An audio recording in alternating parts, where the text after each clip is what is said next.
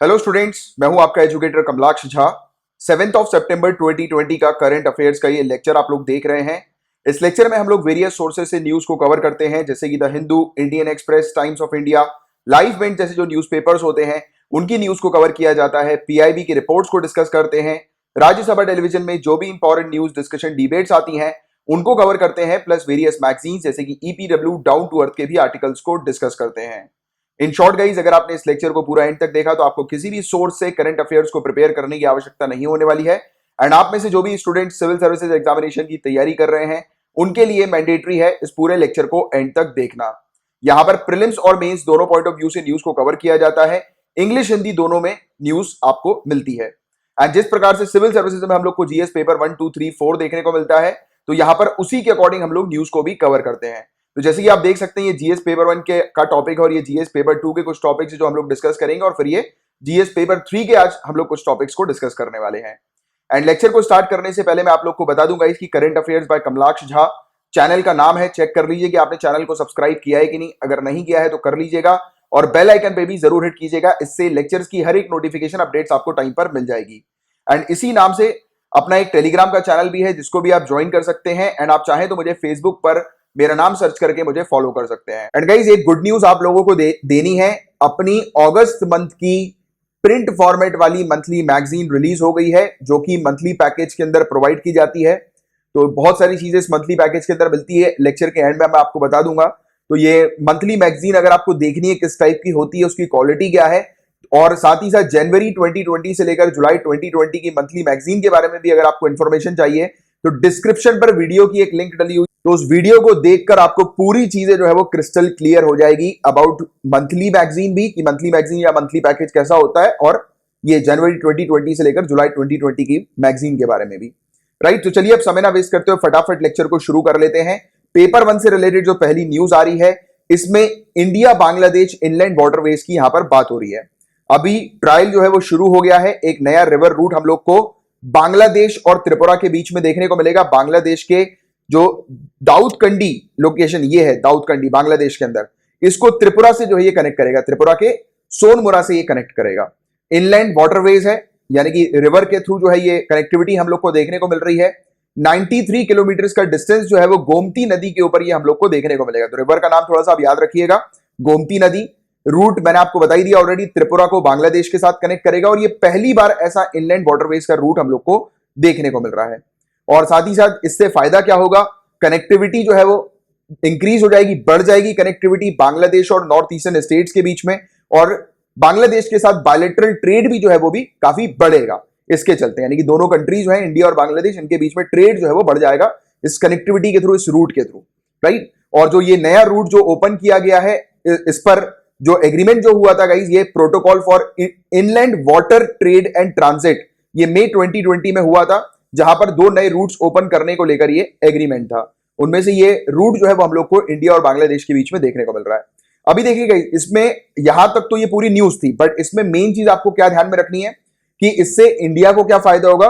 तो इंडिया को गाइस, जैसे कि काफी सारा सामान जो होता है वो नॉर्थ ईस्टर्न स्टेट्स तक पहुंचाना पड़ता है, तो और हम लोग की कनेक्टिविटी जो है वो नॉर्थ ईस्टर्न स्टेट में काफी खराब है, क्योंकि सिर्फ लैंड रूट की अगर हम लोग बात करें तो ये वाला रूट हम लोग को देखने को मिलता है, ये वाला ऊपर वाला आप देख सकते हैं, ये इसको सिलीगुड़ी कॉरिडोर कहा जाता है। ये वाले रूट को याद रखिएगा, कभी कभी ऐसे क्वेश्चन आ जाते हैं, और यूपीएससी ने पहले इस प्रकार का क्वेश्चन पूछा है कि सिलीगुड़ी कॉरिडोर जो है वो कहां पर है, और या फिर इसको चिकन नेक के नाम से भी जाना जाता है।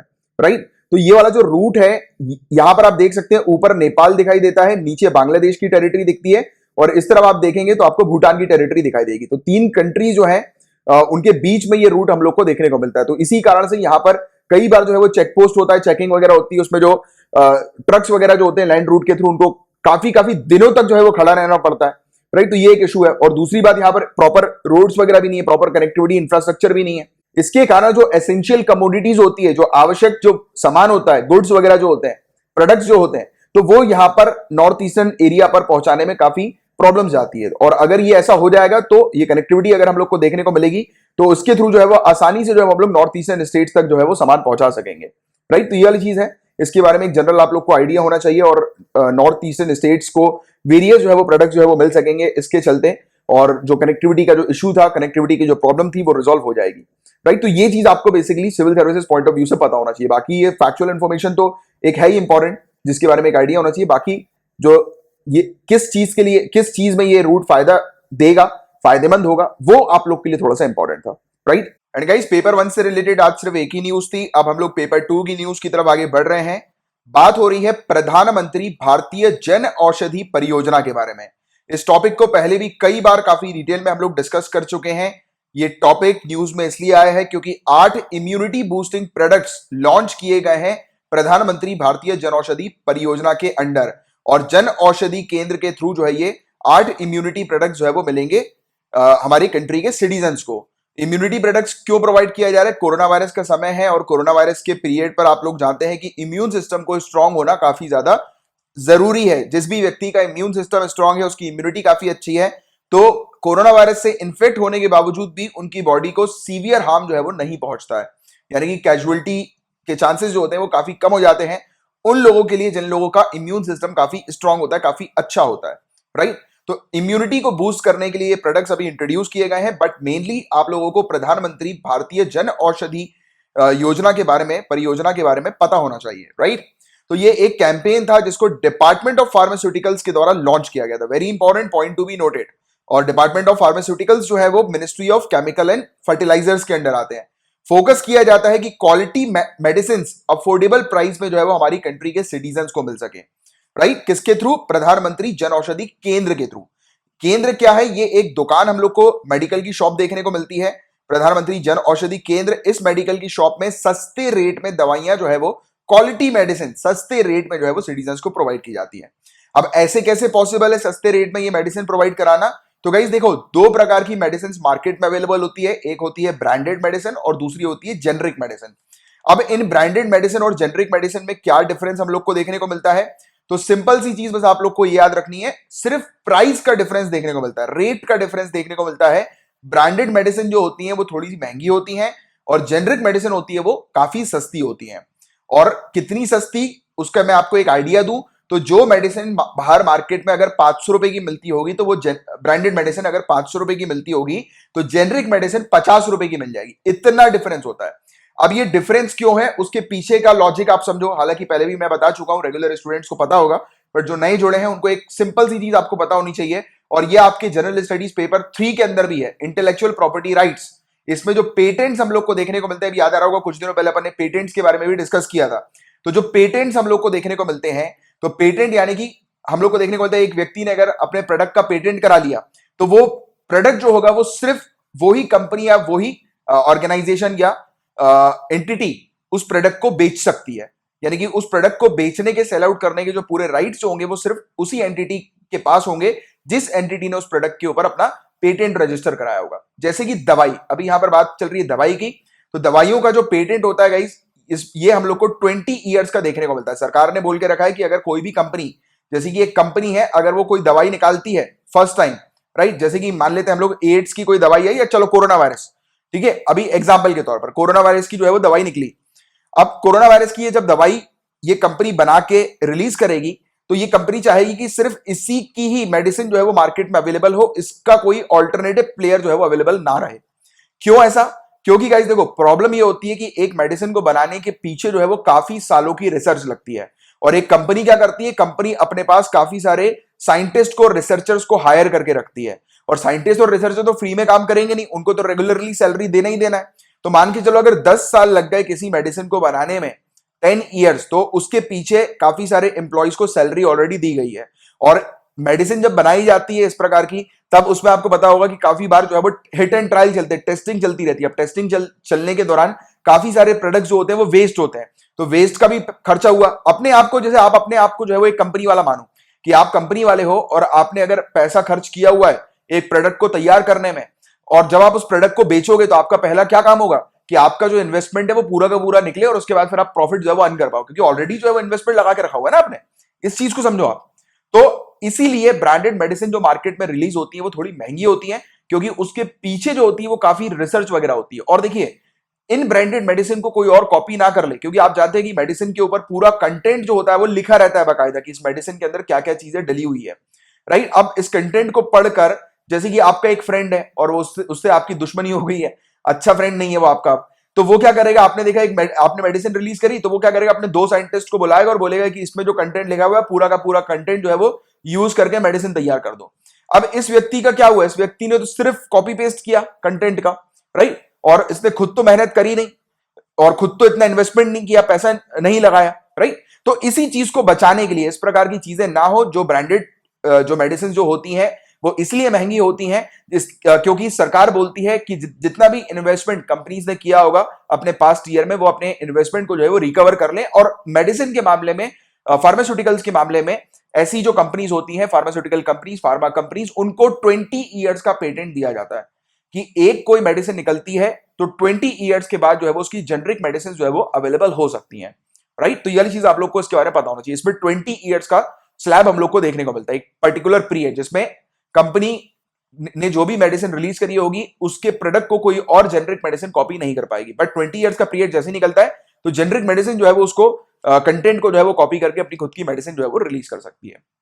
तो अब आपको पूरी क्लियरिटी अच्छे से क्रिस्टल क्लियर हो गई होगी कि ये ब्रांडेड मेडिसिन क्यों महंगी होती है एंड जेनरिक मेडिसिन क्यों सस्ती होती है। क्योंकि जेनरिक मेडिसिन के पीछे कोई R&D लगती नहीं, रिसर्च एंड डेवलपमेंट कुछ लगता नहीं है, राइट। उनको एडवर्टीजमेंट वगैरह करने की आवश्यकता नहीं होती, सिंपल बस उनको बनाना रहता है और वो बेचना रहता है। बट हमारी कंट्री के अंदर इस जेनरिक मेडिसिन से रिलेटेड अवेयरनेस काफी कम है लोगों के बीच में, सिटीजन के बीच में। जैसे कि अगर आप डॉक्टर के पास भी जाते हैं तो डॉक्टर, आपने देखा होगा, ये मैं सभी डॉक्टर्स के लिए नहीं कहूंगा बट हाँ कुछ डॉक्टर्स ऐसा करते हैं, आपने नोटिस भी किया होगा कि वो जो दवाई लिखते हैं वो दवाई पूरे शहर में सिर्फ उन्हीं के क्लिनिक पे मिलती है, बाकी और कहीं पर नहीं मिलती, राइट। वो इसीलिए होता है क्योंकि उसके पीछे जो होता है वो डॉक्टर्स का कट जुड़ा होता है, डॉक्टर्स का प्रॉफिट, डॉक्टर का कमीशन वगैरह जुड़ा होता है। डॉक्टर्स को फॉरेन ट्रिप भी दी जाती है। आपने देखा होगा कई बार आप जब क्लिनिक जाते होगे तो आप क्लिनिक के बाहर जो होते हैं वो एक ब्लैक कलर का बैग लेकर जो है वो कुछ लोग फिट एंड फाइन बैठे रहते हैं। वो बेसिकली डीलर्स होते हैं इस प्रकार की कंपनीज के, जो डॉक्टर्स को जाकर बोलते हैं कि आप अगर ये मेडिसिन रेफर करोगे तो आपको इतना कुछ जो है वो प्रॉफिट वगैरह दिया जाएगा। और काफी सारे डॉक्टर्स ऐसा करते हैं, काफी सारे नहीं करते, बट ऐसी चीज, ऐसी प्रैक्टिस हमारी कंट्री के अंदर है और इस बात को जो है वो नकारा बिल्कुल भी नहीं जा सकता। और प्रैक्टिकली आपने भी ऑब्जर्व किया होगा ये वाली चीज, राइट। तो इन्हीं सब चीजों को देखते हुए सरकार ने जेनरिक मेडिसिन को प्रमोट करने के लिए प्रधानमंत्री जन औषधि केंद्र जो है वो ओपन करवाए, यानी कि सेंटर्स, यानी कि ये मेडिकल शॉप्स ओपन करवाई, जहां पर आप जाते हो और आपको जेनरिक मेडिसिन मिल जाती है, यानी कि ब्रांडेड वैल्यू की जो मेडिसिन होती है उसका एक ऑल्टरनेटिव मिलता है। एंड गाइस, अगर आप कभी भी डॉक्टर के पास जाएं, और पहली बार तो डॉक्टर को एकदम से अपन बोल नहीं सकते ना कि आप जेनरिक मेडिसिन लिखिए, आप पता है क्या किया करो, मेडिकल स्टोर पे जाया करो और मेडिकल स्टोर से पूछ लो कि यार ये जेनरिक मेडिसिन है या नहीं। पूछने की जरूरत नहीं, हालांकि मेडिसिन का बिल देखकर ही आपको समझ में आ जाएगा। फिर जब आप नेक्स्ट टाइम जब डॉक्टर के पास विजिट करने जाओगे ना, तो आप कह सकते हो डॉक्टर को कि सर मुझे जेनरिक मेडिसिन लिख दीजिए, क्योंकि आप जेनरिक मेडिसिन लिखोगे तो उस हिसाब से अपनी मेडिसिन लिख देंगे। और हालांकि आजकल तो काफी सारी वेबसाइट्स भी हैं, अगर आप जेनरिक मेडिसिन किसी भी पर्टिकुलर मेडिसिन की ढूंढेंगे, यानी कि आप उस मेडिसिन का नाम लिखेंगे तो उसके ऑल्टरनेटिव जेनरिक मेडिसिन जो है वो आपको मिल जाएगी।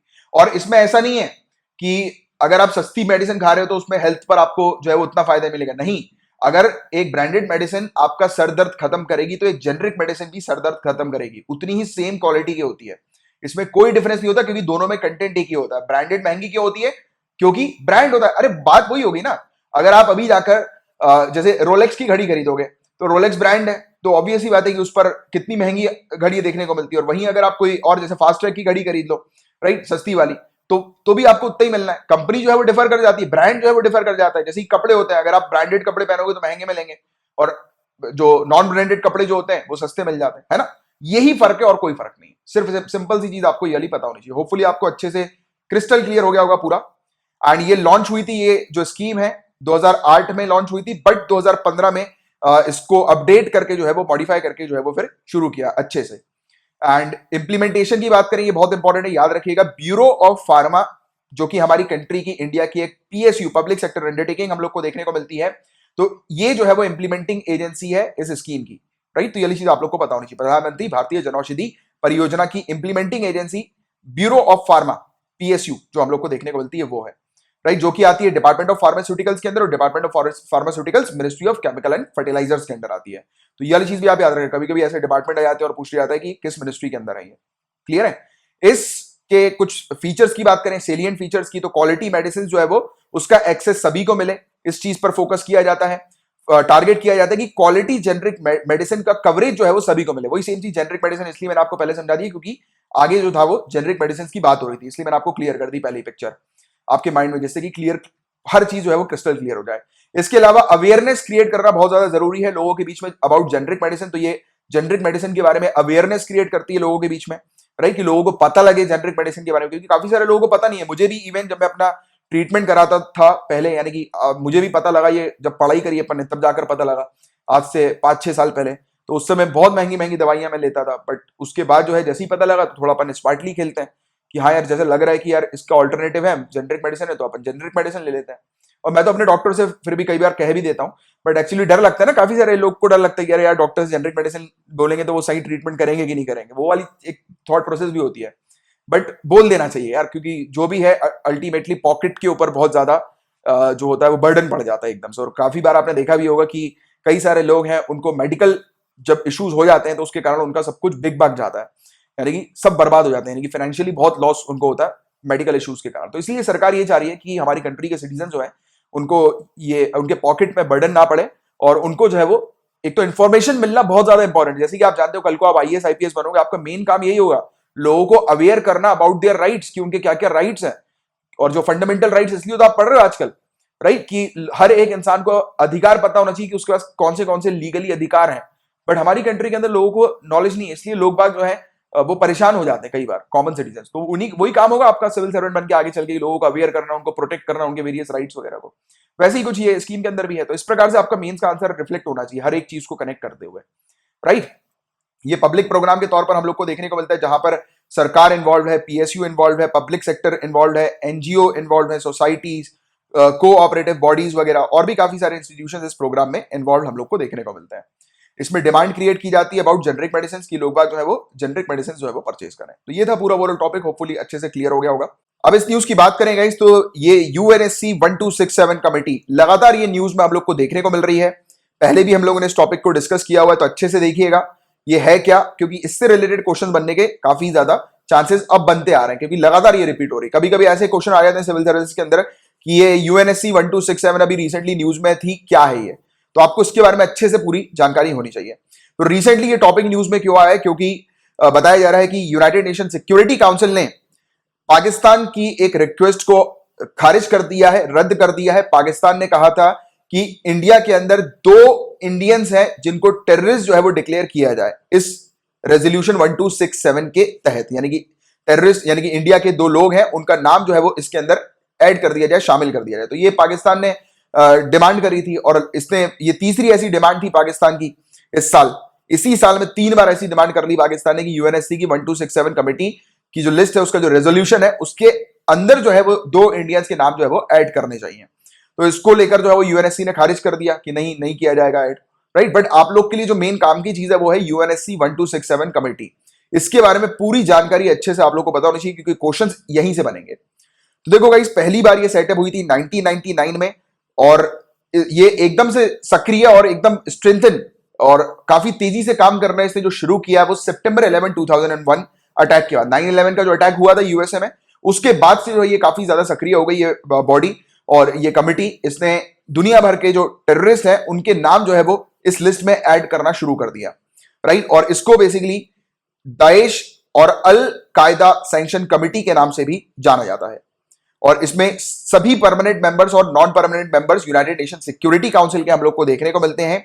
1267 की जो लिस्ट है वो टेररिस्ट की लिस्ट है। पूरे दुनिया भर में जितने भी टेररिस्ट होते हैं उनको इस लिस्ट में जो है वो ऐड किया जाता है, और इसमें यूनाइटेड नेशन सिक्योरिटी काउंसिल का ठप्पा भी लगा हुआ है, स्टैंप भी लगा हुआ है, राइट। और ये बताया जाता है कि अभी एट प्रेजेंट इस लिस्ट के अंदर जितने भी लोगों के नाम लिखे हुए हैं, जितने भी जो ऑर्गेनाइजेशंस के नाम है, वो पूरे के पूरे पाकिस्तान से बिलोंग करते हैं। तो ये चीज हम लोग को यहाँ पर एट प्रेजेंट देखने को मिल रही है। तो ये चीज के बारे में भी आपको पता होना चाहिए। और पूरी प्रोसेस जो होती है वो किस प्रकार की होती है, किस प्रकार से लोगों का नाम इस लिस्ट में ऐड किया जाता है, तो प्रोसेस जानना जरूरी है। यानी कि यूनाइटेड नेशन की जो मेंबर कंट्री है तो वो एक प्रपोजल रख सकती है कि एक व्यक्ति का, एक ग्रुप का या एक कंपनी का, ऑर्गेनाइजेशन का नाम जो है वो इस लिस्ट में ऐड किया जाए। जैसे कि अभी पाकिस्तान ने प्रपोजल रखा था, उसके प्रपोजल को खारिज कर दिया, वैसे ही पहली प्रोसेस ये होती है। उसके बाद क्या होता है कि ये जो कमिटी होती है United nation security council 1267 committee, ये मिलती है 4 दिनों के पीरियड के लिए, और ये मतलब समय समय पर जो है वो इनकी मीटिंग हम लोग को देखने को मिलती है। तो 4 दिन के पीरियड के लिए मिलती हैं।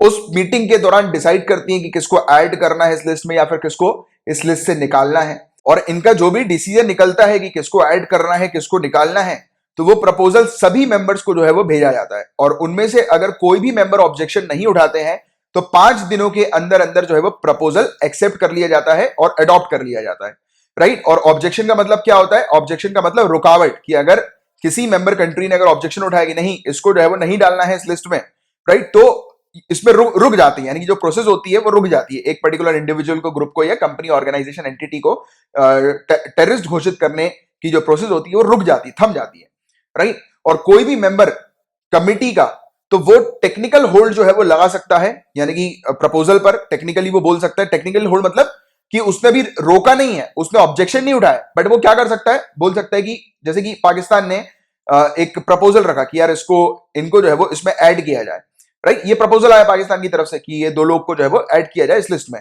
अब जो कमिटी के जो मेंबर्स हैं वो क्या बोलेंगे, अच्छा इस पर ये जो व्यक्ति को जो ऐड करना है वो क्यों ऐड करना है, इससे रिलेटेड और भी इंफॉर्मेशन दो आप। तो और भी इंफॉर्मेशन दो का मतलब क्या हुआ, चीजें थोड़ी सी डिले हो गई। यहां पर इन्होंने ऑब्जेक्शन नहीं उठाया, यहां पर थोड़ा सा डिले कर दिया, ये बोल के हमें और थोड़ी जानकारी चाहिए, राइट। तो ये चीज है, और इस प्रकार से जो भी मैटर जो होता है जिसमें इंफॉर्मेशन मांगी जाती है वो पेंडिंग हो जाता है, राइट, क्योंकि वो डिले हो रहा है। अब इस पेंडिंग में एक कंडीशन ये होती है कि पेंडिंग जितने भी मामले हम लोग को देखने को मिलते हैं वो 6 महीने तक पेंडिंग हो सकते हैं।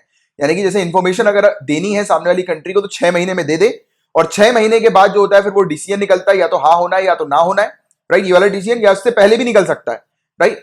अगर ऑब्जेक्शन नहीं आता तो जो है वो उसका नाम जो होता है वो लिस्ट में डाल दिया जाता है, बट अगर ऑब्जेक्शन आता है तो फिर वो नाम लिस्ट में नहीं डाला जाएगा। बट इसके अलावा इतना ही नहीं होता, 6 महीने के बाद 3 महीने का और एक्स्ट्रा पीरियड जो है वो दिया जाता है। जैसे कि अगर 6 मंथ्स हो गए, 6 मंथ्स में कोई इंफॉर्मेशन नहीं आई, कोई डिसीजन नहीं आया, तो 3 मंथ्स का सिर्फ और पीरियड दिया जाएगा, और इस 3 मंथ्स के ड्यूरेशन में अगर ऑब्जेक्शन आता है तो ठीक है, और अगर नहीं आता है तो फिर ऐड करना या हटाना है, जो यानी कि जिसको लेकर ये प्रपोजल था, तो वो जो होता है वो फिर एक्सेप्ट हो जाता है। एक्सेप्ट कब नहीं होगा, वो कंडीशन होगी जब ऑब्जेक्शन उठाया जाएगा, तब एक्सेप्ट नहीं होगा। तो सिंपल है, लॉजिक लगाओगे समझ में आ जाएगा कि भाई अगर एक मेंबर बोल रहा है कि नहीं इस पर जो है वो इसको यहां पर नहीं रखना है इस लिस्ट के अंदर, तो ये ऑब्जेक्शन उठा, और ऑब्जेक्शन का उठना मतलब कि लिस्ट से जो है वो बाहर किया जाएगा। तो ये वाली चीज हम लोग को यहां पर देखने को मिलती है। और इस लिस्ट में किसका नाम आएगा तो उसके ऊपर भी एक क्राइटेरिया हम लोग को देखने को मिलता है। क्राइटेरिया में ये लिखा रहता है कि कोई भी व्यक्ति के अगर कारनामे, उसके एक्ट्स हैं या उसकी एक्टिविटी है, कोई भी व्यक्ति की, ग्रुप की या फिर एंटिटी की, या फिर उन्होंने पार्टिसिपेट किया है, जैसे कि अलकायदा को फाइनेंस करने के लिए या प्रिपेयर करने के लिए, कोई भी टेररिस्ट एक्ट, या उनके साथ मिलकर काम करने के लिए अगर किसी की ऐसी कुछ प्लानिंग चल रही है, या फिर अलकायदा से रिलेटेड या उसके जो ग्रुप्स होते हैं, सेल्स वगैरह होते हैं, उससे रिलेटेड अगर किसी के कनेक्शन हम लोग को देखने को मिलते हैं, किसी इंडिविजुअल के या किसी कंपनी के या किसी ग्रुप के, तो उसको जो है वो इस लिस्ट में शामिल किया जाता है। तो ये वाली चीज है सिंपल सी, जिसके बारे में एक आइडिया आप लोग को इन जनरल होना चाहिए, राइट। क्लियर है ना पूरी बातें? तो ये था पूरा ओवरऑल टॉपिक। अब बात हो रही है 8th east Asia summit economic ministers meeting के बारे में। तो 8वीं ये मीटिंग हम लोग को देखने को मिल रही है, economic ministers meeting east Asia summit की। इसको 10 आसियान कंट्रीज के मेंबर्स के द्वारा अटेंड किया गया है, और 8 और भी नेशंस हम लोग को इसमें देखने को मिले हैं। इंडिया, यूएसए और चाइना इसमें इंक्लूडेड है, राइट। और ईस्ट एशिया समिट के अंदर गाइस ये पूरे 18 मेंबर टोटल होते हैं, 10 आसियान के मेंबर्स और 8 जो मेंबर्स हैं वो हम लोग को एक्स्ट्रा देखने को मिलते हैं, जिसमें यूएसए, इंडिया, चाइना भी इंक्लूडेड होते हैं, ठीक है। तो ईस्ट एशिया जो समिट होती है तो उसमें ये टोटल 18 मेंबर होते हैं, तो उसके बारे में भी आगे चल के मैं आपको बताऊंगा।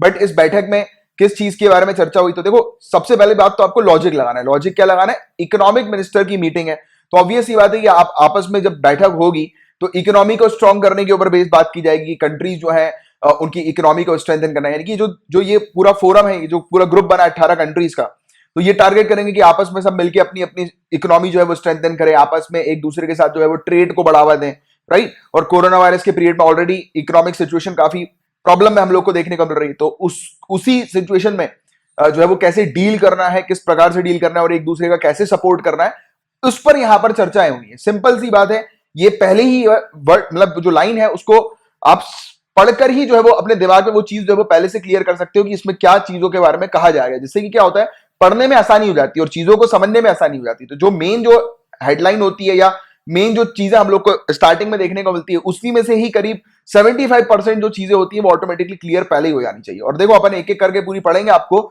जो मैंने आपको बताया उसी से रिलेटेड पूरी चीज यहां पर मेंशन्ड है। तो देखो यहां पर इंपॉर्टेंस किसके ऊपर दी जा रही है कि आपस में कंट्री अपने सप्लाई चेन को स्ट्रेंथन करें, यानी कि एक दूसरे के साथ जो है वो ट्रेड को इंक्रीज करें, क्योंकि कोरोना वायरस पेंडेमिक में जो है वो ये चीज बताई जा रही है कि ऑलरेडी काफी सिचुएशन जो है वो खराब है और इस समय पर इकोनॉमिक ग्रोथ जो है उस पर हाईलाइट किया गया, क्योंकि इकोनॉमिक ग्लोबल इकोनॉमिक क्राइसिस हम लोग को एट प्रेजेंट देखने को मिल रही है और ट्रेड रिस्ट्रिक्टिव इमरजेंसी मेजर जो है वो लिया जाए। ऐसी चीजें ना की जाए कि अननेसेसरी ट्रेड बैरियर जो है वो कंट्रीज के बीच में, यानी कि एक कंट्री से अगर दूसरी कंट्री में सामान भेजना है तो अननेसेसरी बैरियर्स नहीं होने चाहिए। आज की रेट में जो है वो सामान जो है वो फ्रीली मूव करने चाहिए, क्योंकि अगर ट्रेड फ्रीली मूव होगा, क्योंकि ट्रेड के अंदर स्पेशली एसेंशियल कमोडिटीज हम लोग को देखने को मिलती है, तो कहा जा रहा है कि एसेंशियल जो मूवमेंट्स है, चाहे वो कमोडिटी का हो चाहे वो लोगों का हो, तो वो आसानी से जो है हो सके, किसी प्रकार का बैरियर्स वगैरह हम लोग को यहाँ पर ना देखने को मिले। और नेसेसरी रिफॉर्म जो है वो वर्ल्ड ट्रेड ऑर्गेनाइजेशन में लाना चाहिए, तो उस पर भी जो है वो डिस्कशन यहाँ पर हम लोग को देखने को मिला। और जो जिस प्रकार से भी बताया जा रहा है कि इमरजेंसी सिचुएशन में जो ट्रेड रेस्ट्रिक्टिव इमरजेंसी मेजर जो लिए जाएंगे वो वर्ल्ड ट्रेड ऑर्गेनाइजेशन के जो टर्म्स एंड कंडीशंस है, रूल्स है, उसको ध्यान में रखते हुए जो है वो कंडक्ट किए जाएंगे। तो ये चीज भी यहाँ पर इस प्रकार की हम लोग को देखने को मिली। कमिटमेंट किया गया कि सप्लाई चेन कनेक्टिविटी जो है वो उसको बेटर करना है, राइट, और एसेंशियल गुड्स जो है वो उसमें इंक्लूड करना है, जैसे कि सभी कंट्रीज को एसेंशियल गुड्स का एक्सेस जो है वो मिल सके, कोई भी ट्रेड बैरियर ना हो। यानी कि ऐसा नहीं होना चाहिए कि किसी कंट्री को एसेंशियल गुड्स की आवश्यकता है, जैसे कि मेडिसिन, किसी कंट्री को मेडिसिन की आवश्यकता है और किसी कंट्री के पास सरप्लस में मेडिसिन है, ज्यादा मेडिसिन है, तो ऐसा नहीं होना चाहिए कि कोई भी ट्रेड बैरियर हो जिसके चलते वो कंट्री जिसको आवश्यकता है उस कंट्री तक जो है वो एसेंशियल सामान जैसे कि मेडिसिन जो है वो ना मिल सके। तो ऐसा नहीं होना चाहिए। सभी इस समय पर सभी को मिलकर जो है वो काम करना है, उस पर ये मीटिंग हम लोग को अभी देखने को मिली है, राइट। और ये भी कहा गया कि डिजिटल इकोनॉमी के ऊपर भी ज्यादा फोकस किया गया, क्योंकि कोरोना वायरस के समय पे जैसे कि अगर हम लोग बात करें फिजिकल मूवमेंट जो होते हैं वो काफी रेस्ट्रिक्टेड होते हैं, तो कहा जा रहा है कि डिजिटल इकोनॉमी पर जो है वो फोकस करते हुए, डिजिटल इकोनॉमी को एज अपॉर्चुनिटी की तरह जो है वो ध्यान में रखते हुए, इसको अवसर की तरह देखते हुए जो है वो जो भी चैलेंजेस हैं रेस्ट्रिक्टिव मूवमेंट के, उसको हम लोग को जो है वो ओवरकम करना है, खत्म करना है, राइट। तो इस पर जो है वो यहाँ पर बातचीत हुई, जिसके बारे में एक जनरल आपको आइडिया बस होना चाहिए। ईस्ट एशिया समिट क्या है इसके बारे में चर्चा करें। 2005 में ये स्टैब्लिश हुई थी। 18 कंट्रीज का ये फोरम हम लोग को देखने को मिलता है, जो कि आपस में बातचीत करते हैं, आपस में कॉपरेशन इनके बीच में हम लोग को देखने को मिलता है। पॉलिटिकल, सिक्योरिटी, इकोनॉमी चैलेंजेस जितने भी होते हैं तो उस पर बातचीत होती है, डिस्कशन होता है, कॉपरेशन करते हैं आपस में, राइट। और ये इंडो पैसिफिक रीजन की ये कंट्रीज जो है वो ईस्ट एशिया की हम लोग को देखने को मिलती है, इंडो पैसिफिक रीजन की, राइट। तो ये चीज भी आप लोग को पता होनी चाहिए। जैसे ये जो एरिया आपको दिखाई दे रहा है ये ईस्ट एशिया समिट की कंट्री का, तो इंडो पैसिफिक रीजन यहाँ पर ये पूरा हम लोग को देखने को मिल रहा है, राइट। आगे की चर्चा करें इसके बारे में। इंडिया जो है वो इसकी one of the founding member है ईस्ट एशिया समिट की। इसमें आसियान की टोटल 10 कंट्रीज हम लोग को देखने को मिलती है और 8 और कंट्रीज हैं। 8 कंट्री कौन सी? Australia, China, Japan, India, New Zealand, South Korea, Russia और यूएसए। कभी कभी ऐसे पता है क्वेश्चन आ जाते हैं कि ये फलाना ऑप्शन में लिखा रहता है कि ये कंट्रीज के कुछ नाम है, आपको बताना है इन कंट्रीज में से कौन सी कंट्री ईस्ट एशिया समिट की मेंबर है, राइट। तो उसके बारे में अच्छे से आपको एक जानकारी होनी चाहिए। और ये बेसिकली आसियान सेंट्रिक फोरम है। इसमें जो हेड जो होते हैं, जो लीड करते हैं, जो चेयरपर्सन जो होते हैं या चेयरपर्सन कंट्री जो होती है, वो आसियान की ही मेंबर कंट्री हम लोग को देखने को मिलती है। और आसियान के मेंबर्स की बात करें, Bruny, Cambodia, Indonesia, Laos, Malaysia, Myanmar, Philippines, Singapore, Thailand और वियतनाम, ये आसियान की मेंबर कंट्रीज है। तो इतनी डिटेल जो होनी चाहिए वो आपको पता होनी चाहिए इसके बारे में। इतनी डिटेल एग्जामिनेशन के लिए सफिशियंट है, राइट। अब बात हो रही है क्वाड के बारे में। क्वाड यानी कि क्वाड्रिलेटरल ग्रुप। लगातार ये टॉपिक न्यूज में काफी महीनों से देखने को मिल रहा है और जब भी कोई ऐसे टॉपिक्स आते हैं तो उनकी संभावना काफी ज्यादा हो जाती है एग्जामिनेशन में आने की। तो सबसे पहली बात तो क्वाड कौन सी कंट्रीज को ये बनाकर ये ग्रुप बनता है, क्वाड्रिलेटरल ग्रुप, उसका पता होना चाहिए। इंडिया, ऑस्ट्रेलिया, अमेरिका और जापान, ये 4 कंट्रीज को मिलाकर ये क्वाड ग्रुप हम लोग को देखने को मिलता है, ठीक है, क्वाड्रिलेटरल ग्रुप। और अभी ये टॉपिक न्यूज में इसलिए क्योंकि chief of defence staff general Bipin Rawat ji ने सपोर्ट किया है क्वाड का। कहा है कि क्वाड जो है वो एक बेहतर मैकेनिज्म का रोल जो है वो प्ले कर सकता है इंडियन ओशियन पैसिफिक रीजन पर फ्रीडम ऑफ नेविगेशन को इंश्योर करने के लिए। यानी कि ये 4 कंट्री जो है वो यहां पर इस एरिया पर, इस पूरा जो एरिया हम लोग को इंडो पैसिफिक रीजन का जो देखने को मिलता है, इस क्षेत्र पर जो है वो नेविगेशन का फ्रीडम इंश्योर करने के लिए ये क्वाड्रिलेटरल ग्रुप जो है वो अच्छे से कार्य कर सकता है। अब यहां पर डायरेक्ट टारगेट जो किया गया वो चाइना को किया गया और इस चीज को लेकर चाइना भी काफी गुस्से में आ गई है इस स्टेटमेंट को लेकर, क्योंकि आप जानते हैं कि इस पूरे क्षेत्र पर चाइना की बहुत हरकतें हम लोग को देखने को मिलती है। हरकत इन द सेंस, जैसे आप जानते हो कि साउथ चाइना सी पर ये जो आइलैंड कंट्रीज है वो सबकी सब परेशान है चाइना के हरकतों के कारण। कभी कभी ऑस्ट्रेलिया भी परेशान हो जाती है, चाइना अपनी सबमरीन को या अपने जो नेवल शिप्स वगैरह जो होते हैं उनको लेकर आता है ऑस्ट्रेलिया के पास तक और वापस घुमा के ले जाता है। तो ऐसी ये टेंशन क्रिएट करता रहता है। कई बार आपने जनरली अब न्यूज़पेपर में न्यूज ऐसी ही पढ़ते हुए कि इस जगह तक जो है वो आ गया था चाइना का जहाज, या ये जो सबमरीन जो है वो चाइना की इस एरिया तक आ गई थी। तो ऐसी चीज इसलिए होती है क्योंकि हर बार ये इस प्रकार की टेंशन जो है वो यहाँ पर क्रिएट करता रहता है। और अगर ये चार कंट्री प्रॉपर तरीके से इस जगह पर काम करेंगी तो ऑब्वियस सी बात है कि चाइना का जो ये नेगेटिव इन्फ्लुएंस या इफेक्ट इस एरिया पर, इस रीजन पर देखने को मिलता है, उसको रिड्यूस किया जा सकेगा और इंश्योर किया जा सकेगा फ्रीडम ऑफ नेविगेशन, राइट। और इस जगह पर सिक्योरिटी को एनहेंस की जा सकेगी इन चारों कंट्रीज के द्वारा। तो यही है मेनली बेसिकली फोकस क्वाड का भी। तो और इसी को लेकर ये स्टेटमेंट था, तो इसलिए ये टॉपिक जो है वो हम लोग को न्यूज में देखने को मिल रहा है। क्वाड्रिलेटरल सिक्योरिटी डायलॉग, इसमें मैंने आपको बताया जापान, इंडिया, यूएसए और ऑस्ट्रेलिया, ये चार कंट्री हम लोग को देखने को मिलती है। चारों की चारों कंट्रीज जो है उनके वो कॉमन ग्राउंड उनके इन चारों कंट्रीज के देखने को मिलते हैं। जैसे कि चारों कंट्रीज डेमोक्रेटिक है, डेमोक्रेटिक कंट्रीज हम लोग को देखने को मिलती है। इनका कॉमन इंटरेस्ट ये है कि मैरीटाइम ट्रेड और सिक्योरिटी जो है वो बरकरार रहे, उस पर किसी भी प्रकार का कॉम्प्रोमाइज ना हो। तो यहां पर ये फोकस जो है वो किया जाता है कि इस क्षेत्र पर, जो मैंने भी आपको बताया, कि यहां पर ट्रेड और सिक्योरिटी बरकरार रहे, किसी भी प्रकार का कॉम्प्रोमाइज जो है वो ट्रेड और सिक्योरिटी में इस क्षेत्र पर जो है वो नहीं होना चाहिए। चारों कंट्री की एक सिमिलर डिमांड या सिमिलर ग्राउंड इन चारों कंट्री के हम लोग को देखने को मिलते हैं, जो कि इन चारों कंट्रीज को जो है वो एकजुट करके रखती है और क्वाड का इन चारों कंट्रीज को जो है वो हिस्सा बना दिया है। फिर क्वाड ग्रुप के नाम से ये चारों कंट्री इसी चीज के कारण से जानी जाती है। और ये जो क्वाड का आइडिया है ये पहली बार प्रस्तुत किया था जापानीज प्राइम मिनिस्टर शिंजो एब के द्वारा 2007 में। तो ये चीज हम लोग को यहां पर देखने को मिली। इस ग्रुपिंग के क्या सिग्निफिकेंस है, तो ये अपॉर्चुनिटी की तरह काम करती है। चारों कंट्रीज जो है वो एक ही साथ अपने म्यूचुअल इंटरेस्ट को जो है वो शेयर करते हैं, यानी कि इस क्षेत्र पर सिक्योरिटी को एनहेंस करना, ट्रेड जो है उस पर कॉम्प्रोमाइज नहीं होना चाहिए, अनहिंडर्ड ट्रेड हम लोग को देखने को मिलना चाहिए। और मेंबर कंट्रीज जो है वो उनका एक विजन है ओपन और free Indo Pacific region, right. और ये इन्वॉल्व रहते हैं कि यहाँ पर डेवलपमेंट होना चाहिए, इकोनॉमिक प्रोजेक्ट जो है उस पर भी इन्वॉल्व है, प्रमोट करते हैं maritime domain awareness, maritime security को। तो ये चीज यहाँ पर देखने को मिलती है। तो इसके बारे में एक बेसिक बस आपको आइडिया होना चाहिए। इसमें मेनली जो ज्यादा से ज्यादा जो चीज आपसे पूछी जाएगी, चारों कंट्रीज के लोकेशन के नाम और कॉमन ग्राउंड, कि इन चारों कंट्री के कॉमन ग्राउंड जो है वो क्या क्या है, राइट। तो इस पर बस आपको एक जो है वो जानकारी इन जनरल जो है वो होनी चाहिए। इसके अलावा क्वाड को लेकर चाइना के क्या विचार है, तो आप लोग को पता लगी गया होगा, चाइना के विचार जो है वो बिल्कुल भी अच्छे नहीं है क्वाड को लेकर। इसने तो ये तक बोल दिया है कि क्वाड जो है वो यहाँ पर इस क्षेत्र का नाटो है, एशियन नाटो। नाटो पता होगा ना, नॉर्थ अटलांटिक ट्रीटी ऑर्गेनाइजेशन। कल के लेक्चर में नाटो के बारे में भी बात करेंगे अपन। तो नॉर्थ अटलांटिक ट्रीटी ऑर्गेनाइजेशन, उभरता हुआ नाटो है ये।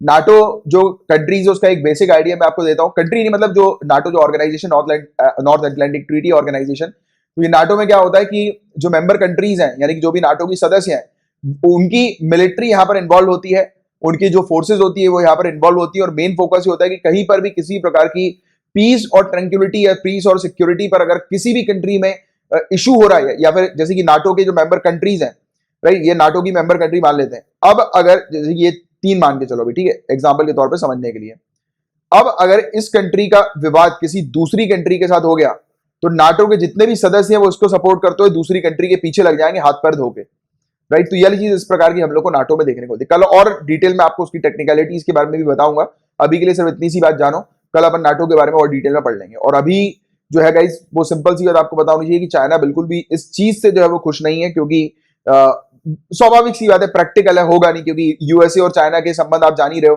कोल्ड वॉर पहले हम लोग को देखने को मिला था, अभी भी कोल्ड वॉर एक प्रकार का चल ही जा रहा है, और ट्रेड वॉर हमने देखा। चाइना और इंडिया के इश्यूज आप जानते हो, जापान और चाइना के इश्यूज भी हैं, और सेम एज इन ऑस्ट्रेलिया और चाइना के भी हैं। तो ये चीज है, तो चारों कंट्री जो है वो काउंटर कर रही है चाइना को, और इसीलिए चाइना जो है वो बिल्कुल भी खुश नहीं है इस क्वाड ग्रुप से, Quadrilateral Security Dialogue group, right. तो ये था पूरा ओवरऑल टॉपिक। अब नेक्स्ट टॉपिक की तरफ आगे बढ़ रहे हैं। अब इस न्यूज की बात करें गाइस, तो देखिए आप लोगों ने सुना होगा कि कुछ लोगों ने भागकर शादी कर ली, कभी ना कभी तो सुना होगा, डेफिनेटली मूवी में भी देखा होगा, जो लोग भाग के शादी कर लेते हैं। तो ये जो कानून है ये ऐसा ही है कि जो लोग भागकर शादी करते हैं वो अपनी शादी को इस कानून के तहत जो है वो रजिस्टर करवाते हैं। तो ये है स्पेशल मैरिज एक्ट 1954। इसमें अब कुछ चीजें हैं वो हम लोग देखेंगे, बट अभी ये टॉपिक न्यूज में क्यों है, तो ऑनरेबल सुप्रीम कोर्ट के पास एक पेटिशन आई है। पेटिशन के अंदर डिमांड की गई है कि इस कानून के कुछ सेक्शन को जो है वो हटाया जाए, क्योंकि कुछ सेक्शन इस कानून के जो है वो फंडामेंटल राइट्स को वायलेट कर रहे हैं। इसको लेकर ये पेटिशन फाइल हुई है, राइट। तो ये अभी चल रही है पेटिशन, हम लोग को देखने को मिल रही है। आने वाले समय पर इस पर डिसीजन आएगा तब हम लोग और बात करेंगे, बट सबसे पहले ये कंट्रोवर्शियल प्रोविजन क्या है इस पेटिशन के अंदर, जो कि फंडामेंटल राइट्स जो है उसको वायलेट कर रहा है, तो उसको हम लोग देखेंगे। बट उससे भी पहले हम लोग को पहले ये कानून के बारे में पूरा पता होना चाहिए, हर एक चीज, टेक्निकलिटीज की, इस कानून के अंदर क्या क्या चीजें मेंशन्ड है और किस प्रकार से लोगों की शादी जो है वो इस कानून के तहत रजिस्टर होती है। राइट। तो ये आपके लिए इंपॉर्टेंट है। तो ये कानून अलाउ करता है कि लोग जो है वो बिना किसी रिलीजियस कस्टम या रिचुअल्स के थ्रू अपनी शादी जो है वो करवा सकते हैं, रजिस्टर करवा सकते हैं। जैसे कि आपको पता है शादी में वरमाला होती है और मंगलसूत्र पहनाया जाता है, सिंदूर लगाया जाता है। तो ये क्या है, रिचुअल्स कस्टम्स है, 7 फेरे लिए जाते हैं, राइट, तब जाकर एक शादी संपन्न होती है। बट यहां पर कहा जाता है कि शादी को संपन्न कराने के लिए रजिस्ट्रेशन के थ्रू भी जो है वो शादी संपन्न मानी जाएगी। तो ये वाली चीज हम लोग को यहां पर देखने को मिलती है। जो लोग अलग अलग कास्ट के होते हैं, अलग अलग रिलीजन के होते हैं या अलग अलग स्टेट्स के होते हैं, तो उनकी मैरिज जो हो सकती है वो स्पेशल मैरिज एक्ट के तहत कंडक्ट हो सकती है। तो ये वाली चीज जो है वो यहां पर बताई गई है, राइट। और उनको सिर्फ रजिस्ट्रेशन करवाने की यहां पर आवश्यकता है, क्योंकि देखो भागकर कौन लोग शादी करते हैं, जिनके परिवार एग्री नहीं होता। और परिवार ना एग्री होने की सबसे बड़ी वजह जो होती है वो मतलब जैसे सोसाइटी की लोग क्या कहेंगे, इस टाइप की चीज आ जाती है। एक तो दूसरी जो आ जाती है कि वो दूसरे कास्ट के हैं, दूसरी जाति के हैं, राइट। तो ऐसी चीजें आ जाती हैं। तो ये सब चीजों के कारण जो है लोग बाग जो है वो फिर उनको भाग के शादी करनी पड़ती है। भाग के जब शादी करते हैं लोग, तो उनको इस कानून के तहत प्रोटेक्शन मिलती है और उनकी शादी जो है वो रजिस्टर होती है इस कानून के तहत। प्राइम पर्पस यही है कि इंटर रिलीजियस मैरिज जो है वो सफलतापूर्वक जो है वो कंडक्ट कराना। और मैरिज जो है वो एक सेक्युलर इंस्टीट्यूशन जो हम लोग को देखने को मिलता है, तो वो रजिस्टर के थ्रू भी जो है, यानी कि रजिस्ट्रेशन के थ्रू भी जो है वो किया जा सकता है, राइट। तो ये वाली चीज यहां पर बताई गई है इस कानून के तहत। देखिए इसमें क्या क्या प्रोसीजर्स होती हैं, ये बहुत इंपॉर्टेंट है। प्रीलिम्स में जो है वो डायरेक्टली इससे रिलेटेड क्वेश्चंस बन सकते हैं। तो स्पेशल मैरिज एक्ट के अंदर कुछ प्रोसीजर लिखी हुई है जिसके तहत मैरिज रजिस्टर करवाई जाती है। अब दोनों में से किसी एक को, यानी कि जो भी लोग, 2 लोग शादी करना चाहते हैं, तो दोनों में से किसी एक को जो है वो ये नोटिस देना पड़ता है। किसको? मैरिज ऑफिसर को, उन्हीं के डिस्ट्रिक्ट के। और उनको एटलीस्ट एक स्थान पर एटलीस्ट 30 डेज तक जो है वो रहना पड़ता है। यानी कि दोनों में से किसी, यानी कि एक डिस्ट्रिक्ट है, इस डिस्ट्रिक्ट के अंदर दोनों में से किसी एक व्यक्ति को एक जगह पर जो है वो रहना है, राइट। एक लोकेशन, यानी कि उसके रेसिडेंस होना चाहिए जहां पर उसने 30 दिन काटे हो। ये एक कंडीशन है, ठीक है, 30 डेज वाली। और दोनों में से किसी एक की बात हो रही, दोनों की बात नहीं हो रही। दोनों में से कोई एक जो है वो जिसका स्थान एटलीस्ट 30 डेज का हो, यहां पर रेसिडेंस उसका, यानी कि जहां पे उसने 30 डेज काटे हो, और उसी डिस्ट्रिक्ट के डिस्ट्रिक्ट ऑफिसर के पास जो है वो नोटिस प्रस्तुत करें। और जैसे ही उनको नोटिस दिया जाएगा, तो डिस्ट्रिक्ट ये ऑफिसर होंगे, मैरिज ऑफिसर डिस्ट्रिक्ट के, वो क्या करेंगे, वो ऐसे नोटिस को जो है वो अपनी मैरिज नोटिस बुक में एंटर कर लेंगे। और मैरिज ऑफिसर जो होते हैं वो इस नोटिस को फिर पब्लिश करते हैं अपने ही ऑफिस में, ऐसे स्थान पर जहां पर वो नोटिस दिखाई दे लोगों को। जैसे कि कॉलेज वगैरह आप गए होंगे तो आपने देखा होगा, स्कूल वगैरह गए होंगे तो एक बुलेटिन बोर्ड नहीं होता स्कूल कॉलेज का, जहां पर आप जाते हो वहां पर जाकर देखते हो कि कुछ नोटिस वगैरह तो नहीं आया स्कूल का। तो वो वैसे ही वाला कुछ वैसा बोर्ड जहां पर जो विजिबल रहे सबके लिए, यानी कि विजिटर्स के लिए भी विजिबल रहे और जो ऑफिसर्स हैं वहां के उनके लिए विजिबल रहे, यानी कि दिखे कि हाँ यार ये नोटिस जो है वो लग गया है। तो ऐसे नोटिस को जो है वो पब्लिकली पब्लिश कर दिया जाता है, यानी कि लोगों के लिए, कि लोग जो भी हैं देख सके, इसको ओपन कर दिया जाता है, राइट। और नोटिस जो होती है मैरिज की, जो पब्लिश की जाती है, इस नोटिस के अंदर जो पार्टीज होती है, यानी कि जो जो 2 लोग मैरिज करना चाहते हैं, उनके नाम होता है, उनका डेट ऑफ बर्थ होता है, उनका एज होता है, उनकी ऑक्यूपेशन होती है, उनके पेरेंट्स का नाम, उनकी डिटेल्स, उनका एड्रेस, उनका पिन कोड, उनकी आइडेंटिटी इंफॉर्मेशन और उनका फोन नंबर, और भी काफी कुछ डिटेल्स इसमें रहती है, राइट। तो ये प्रोसीजर होती है। एक बार रिवाइज कर लें क्या प्रोसीजर होती है। 2 व्यक्ति अगर उनको शादी करनी है, तो उनमें से किसी एक व्यक्ति को ये चीज जो है वो सुनिश्चित करनी है कि एक स्थान पर वो 30 दिन तक रुके रहे, और उसी डिस्ट्रिक्ट के, यानी कि जिस जगह पर वो 30 दिन तक रुके हैं, उस डिस्ट्रिक्ट के डिस्ट्रिक्ट ऑफिसर के पास जो है वो जाकर एक नोटिस दे सकते हैं, डिस्ट्रिक्ट मैरिज ऑफिसर के पास। और डिस्ट्रिक्ट मैरिज ऑफिसर क्या करेंगे, अपने मैरिज की जो नोटबुक होती है, मैरिज नोटिस बुक, उसमें जो है इस पर्टिकुलर डिटेल को एंटर करेंगे, और उसके बाद ये नोटिस जो होता है वो पब्लिश कर देंगे, वो अपने ऑफिस के ही एक बोर्ड पर, राइट। और जो कि लोगों को दिखे, ऐसी जगह पर जो कि विजिबल रहे, राइट। और उसके बाद जो होता है फिर ये चीज जो है वो संपन्न हो जाती है, अगर किसी ने ऑब्जेक्शन नहीं उठाया तो। बट अगर कोई ऑब्जेक्शन रेज करता है मैरिज के ऊपर, और जो ऑब्जेक्शन जो होते हैं वो इस कानून के ऊपर लिखे हुए हैं, जैसे कि ऑब्जेक्शन काफी सारे हो सकते हैं, कि जैसे कि किसी ने बोला कि यार ये तो मतलब फ्रॉड है, या कुछ इस तरीके के लोग हैं, ऐसे भी ऑब्जेक्शन होते हैं ना, कि ये तो फ्रॉड कर रहे हैं, या फिर ये नहीं, मतलब ये जो है वो जानबूझ के फंसाया जा रहा है एक लड़की को, जानबूझ के जो है वो इस प्रकार से शादी कराई जा रही है उसकी, राइट। तो ऐसे भी चीज हो सकती है, कोई भी किसी प्रकार का ऑब्जेक्शन रेज कर सकता है। तो ऑब्जेक्शन रेज जो है का जो पीरियड होता है वो 30 डेज का होता है, यानी कि पहले तो 30 डेज उस व्यक्ति को रुकना है, फिर 30 डेज का जो पीरियड होता है उसमें जो है वो नोटिस जो है वो लगाया जाता है। और नोटिस जब लगाया जाता है तो 30 डेज तक अगर कोई ऑब्जेक्शन नहीं आता है तो मैरिज संपन्न मानी जाती है, मैरिज रजिस्टर कर दी जाती है। बट अगर कोई ऑब्जेक्शन आता है तो मैरिज ऑफिसर पूरी इंक्वायरी करते हैं उस ऑब्जेक्शन के ऊपर, और फिर वो डिसाइड करते हैं कि मैरिज को रजिस्टर करना है या नहीं करना है। तो सिंपल सी सिर्फ इतनी प्रोसेस है। बट इसमें प्रॉब्लम्स आपने खुद ने कहां पर नोटिस करी। अभी वीडियो को पॉज करो, मैं चाहूंगा 2 मिनट सोचो पूरी चीजों को, और सोचो कि कहां पर फंडामेंटल राइट्स की हानि हुई है, कहां पर राइट टू प्राइवेसी की हानि हुई है।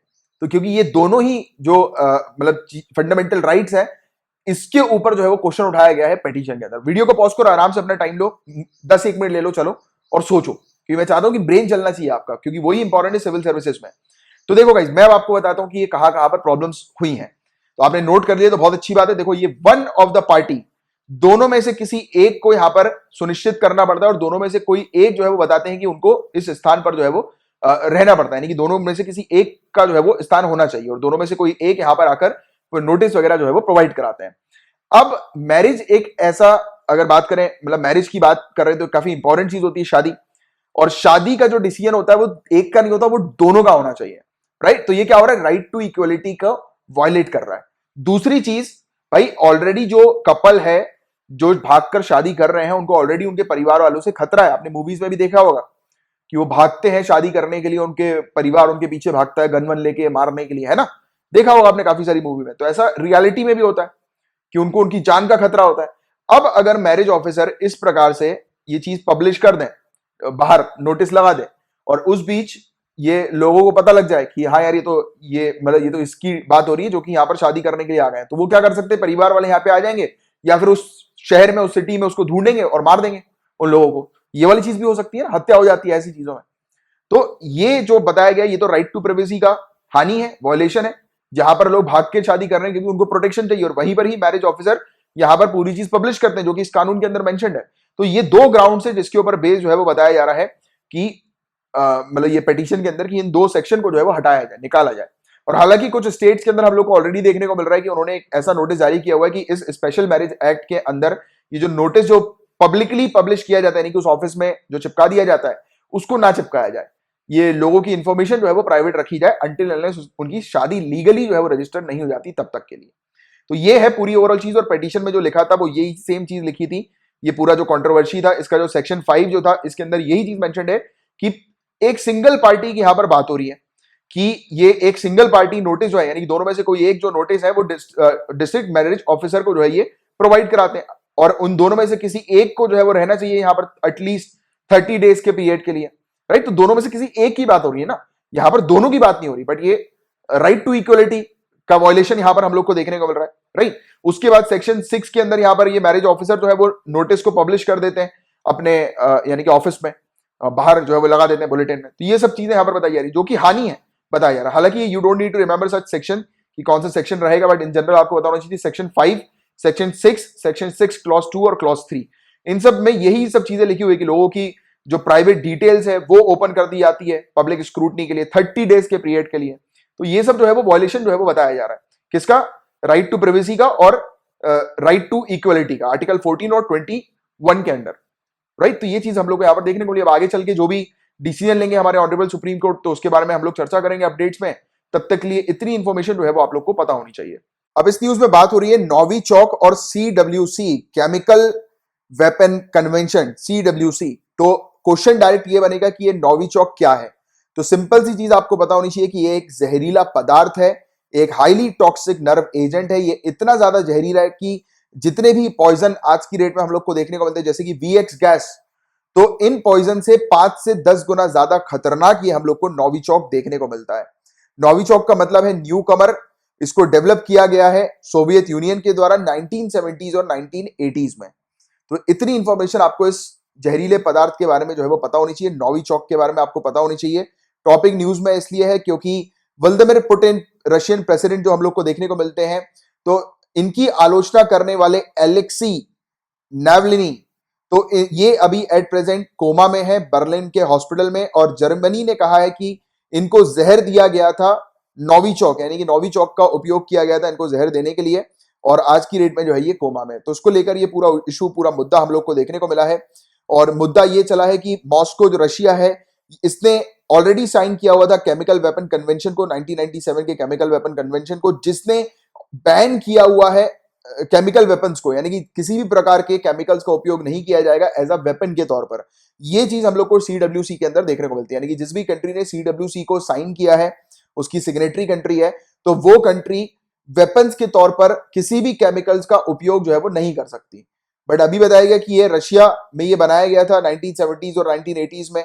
ये सोवियत यूनियन, जब उस समय हम लोग को यूएसएसआर रशिया देखने को मिलता था, तो नोविचोक उस समय बनाया गया था। और कहा जा रहा है कि ये जो व्यक्ति जो एलेक्सी हम लोग को बर्लिन के हॉस्पिटल में कोमा में देखने को मिल रहा है, तो इस पर जो है वो नोविचोक का उपयोग किया गया, यानी कि उसको जहर जो दिया गया है वो नोविचोक दिया गया है। और रिलेशन कुछ इस प्रकार से क्रिएट किए गए क्योंकि ये व्लादिमीर पुतिन जो है उसकी आलोचना करता था ये व्यक्ति, तो इसीलिए व्लादिमीर पुतिन जो है, रशिया जो है वो अभी हाईलाइट हो गया है। और रशिया ने द हेग में ये वाली चीज भी कही है। द हेग के अंदर हम लोग को, द हेग नीदरलैंड्स में आपको मिलता है, यानी कि लोकेशन है एक, तो वहां पर Organisation for the Prohibition of Chemical Weapons हम लोग को देखने को मिलता है। यहां पर रशिया ने कहा कि इस वेपन के बारे में सीडब्ल्यूसी में मेंशन नहीं है, यानी कि सीडब्ल्यूसी ने जो है वो नोविचोक और जो दूसरे इसके जो इंग्रेडिएंट्स हैं, तो उसको इस लिस्ट में जो है वो ऐड नहीं किया हुआ है, उसको बैन नहीं किया हुआ है। ये मानना है मॉस्को का, यानी कि रशिया का। बट पिछले साल ही जो है ये बताया जाता है कि नोविचोक जो है उसमें ऐड हो गया था केमिकल वेपन कन्वेंशन की लिस्ट में, कंट्रोल सब्सटेंस के तौर पर ये ऐड जो है वो कर दिया गया था इसको।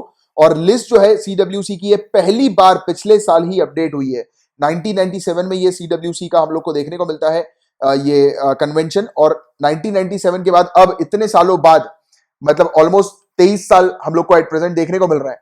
तो 23 ईयर्स के बाद अगर कोई लिस्ट अपडेट हो रही है, या फिर 22 या 23 ईयर्स, तो इतने लंबे पीरियड के बाद कोई लिस्ट अपडेट हो रही है और वो उस लिस्ट से रिलेटेड अगर न्यूज में चीजें आ गई हैं, जैसे कि नोविचोक आ गया और सीडब्ल्यूसी आ गया, तो इन दोनों के बारे में आपको एक अच्छा आइडिया होना चाहिए। और एग्जामिनेशन में सिर्फ नोविचोक से रिलेटेड यही पूछा जाएगा कि ये क्या है, तो आपको जहर पता होना चाहिए कि एक जहर है, सोवियत यूनियन ने 1970s 1980s के समय पर इसको डेवलप कर लिया था। और आज की डेट में ये जो इशू आपको नजर आया है कि ये एलेक्सी का, तो उसका एक जनरल आइडिया होना चाहिए। और दूसरी बात, मेन जो चीज आपसे यहां से भी पूछी जाएंगी वो है केमिकल वेपन कन्वेंशन से, क्योंकि केमिकल वेपन कन्वेंशन से रिलेटेड पहले भी यूपीएससी क्वेश्चन पूछ चुकी है और वेरियस स्टेट सिविल सर्विसेज में देखने को मिल चुका है। तो ये मल्टीलैटरल ट्रीटी है जो कि बैन करती है केमिकल वेपन्स को, यानी कि केमिकल्स का उपयोग नहीं किया जाएगा वेपनाइजेशन के लिए, वेपन के तौर पर। और ये इस काम करती है कि जितने भी एट प्रेजेंट केमिकल वेपन्स हैं या फिर ऐसे केमिकल से रिलेटेड चीजें जो कि वेपन्स के तौर पर उपयोग की जाती हैं, उसको डिस्ट्रक्ट करना है, खत्म करना है उसको, ठीक है, और कुछ स्पेसिफिक पीरियड ऑफ टाइम में। तो ये चीज हम लोग को यहाँ पर देखने को मिलती है। और ये इंप्लीमेंट की जाती है ओपीसीडब्ल्यू के द्वारा, Organisation for Prohibition of Chemical Weapons, जो कि द हेग नीदरलैंड्स में हम लोग को देखने को मिलती है। और ओपीसीडब्ल्यू को 2013 में नोबेल पीस प्राइज भी जो है वो मिला था, राइट। और सीडब्ल्यूसी केमिकल वेपन कन्वेंशन जो है ये सभी कंट्रीज के लिए ओपन है, कोई भी कंट्री जो है वो इसकी सिग्नेटरी बन सकती है। टोटल 193 मेंबर्स, यानी कि पार्टीज इसकी हम लोग को देखने को मिल रही है, सिग्नेटरी पार्टी, सिग्नेटरी मेंबर्स। सिर्फ इजराइल की अगर बात करें तो इजराइल ने साइन किया है इस ट्रीटी को, इस कन्वेंशन को, बट उसने अभी तक लागू नहीं किया, रेक्टिफाई नहीं किया, राइट। तो ये चीज हम लोग को देखने को मिल रही है, और यानी कि उसने कंफर्म नहीं किया, साइन कर लिया है बट रेक्टिफिकेशन इसका अभी बाकी है। 3 कंट्रीज जिन्होंने ना साइन किया है ना रेक्टिफाई किया है वो है इजिप्ट, नॉर्थ कोरिया और साउथ कोरिया। और केमिकल वेपन कन्वेंशन क्या क्या बैन करती है, तो वो बोलती है किसी प्रकार का वेपन जो है, केमिकल वेपन, वो ना डेवलप करना है, ना प्रोड्यूस करना है, ना खरीदना है, ना उसकी स्टॉक रखना है उसका, यानी कि वेयर हाउस में उसका आपको स्टॉक पिलिंग नहीं करनी, स्टॉक नहीं रखना। तो ये सब चीजें जो है वो यहाँ पर देखने को मिलती है। पहला पॉइंट कि केमिकल वेपन्स कोई भी ना डेवलप करेगा, ना अपने पास रखेगा, ना किसी से खरीदेगा। दूसरा पॉइंट, डायरेक्ट और इनडायरेक्ट ट्रांसफर केमिकल वेपन्स का नहीं होना चाहिए, ये बैंड है। तीसरा पॉइंट, केमिकल वेपन्स का उपयोग मिलिट्री के पर्पस के लिए बिल्कुल भी नहीं करना है। तीसरा, असिस्ट करना किसी कंट्री को, यानी कि किसी कंट्री की सहायता प्रोवाइड कराना वेपन्स की, या उसको इंकरेज करना, राइट, या फिर उसको प्रोत्साहित कर देना एकदम से कि आप जो है वो केमिकल वेपन्स का उपयोग कर लो। तो अगर कोई ऐसा भी कर रही है ऐसी कंट्री, तो वो सीडब्ल्यूसी को वायलेट कर रही है, राइट। इसके अलावा दंगों में जो कंट्रोल राइट कंट्रोल एजेंट जो हम लोग को देखने को मिलता है ना, कभी दंगे हो जाते हैं तो फिर आपने देखा होगा वो आंसू गैस जो है वो डाली जाती है पब्लिक के बीच में कि पब्लिक जो है वहां से भागे, या फिर पानी वगैरह जो है आपने देखा होगा फोर्सफुली जो है वो मतलब वॉश अवे किया जाता है, लोगों को पानी वगैरह के थ्रू दूर भगाया जाता है, राइट, प्रेशर में पानी डाल के। तो ये दंगे वगैरह की स्थिति जो है उसको कंट्रोल करने के लिए कुछ तरीके होते हैं। तो इसमें कहा गया कि ऐसे केमिकल्स का उपयोग आप दंगे के दौरान भी जो है वो नहीं करेंगे।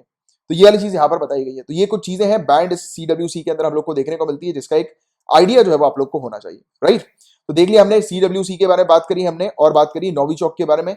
इतनी इंफॉर्मेशन जो होनी चाहिए वो आपको पता होनी चाहिए, इससे रिलेटेड आपसे एग्जामिनेशन में पूछा जाएगा, इससे बाहर का कुछ और नहीं पूछा जाएगा। अब बात करेंगे पेपर 3 से रिलेटेड न्यूज के बारे में। पेपर 2 से रिलेटेड सिर्फ इतनी ही न्यूज थी। अब देखिए इस न्यूज में बात हो रही है आसाम राइफल्स के बारे में। मिजोरम के चीफ मिनिस्टर ने कहा है कि आसाम राइफल्स जो है वो अपना बेस शिफ्ट कर लें।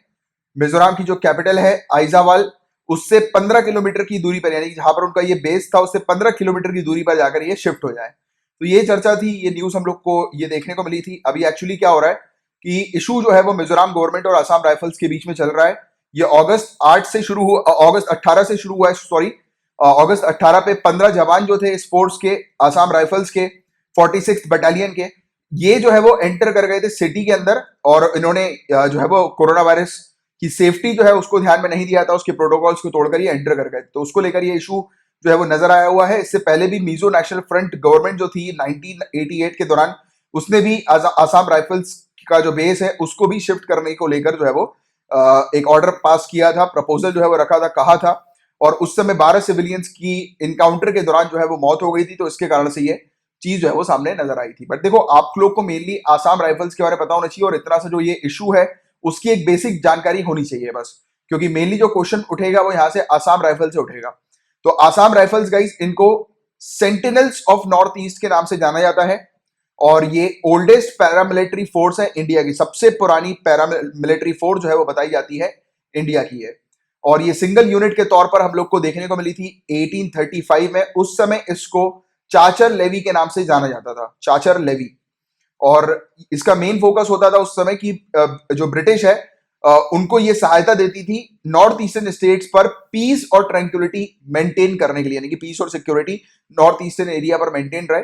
तो उसको लेकर ये जो फोर्स है वो तैयार की गई थी पहले, राइट। उसके बाद फिर इसके नाम भी लगातार चेंज होते रहे, जैसे कि 1917 में जब ये आसाम राइफल्स ऑफिशियली हम लोग को सामने नजर आई, देखने को मिली, उससे पहले जो इसका नाम था स्टार्टिंग में आसाम फ्रंटियर पुलिस हुआ, फिर उसके बाद आसाम मिलिट्री पुलिस हुआ, फिर ईस्टर्न बंगाल हुआ, फिर आसाम मिलिट्री पुलिस फिर हम लोग को देखने को मिला, राइट। फिर उसके बाद फिर ये आसाम राइफल्स हो गया।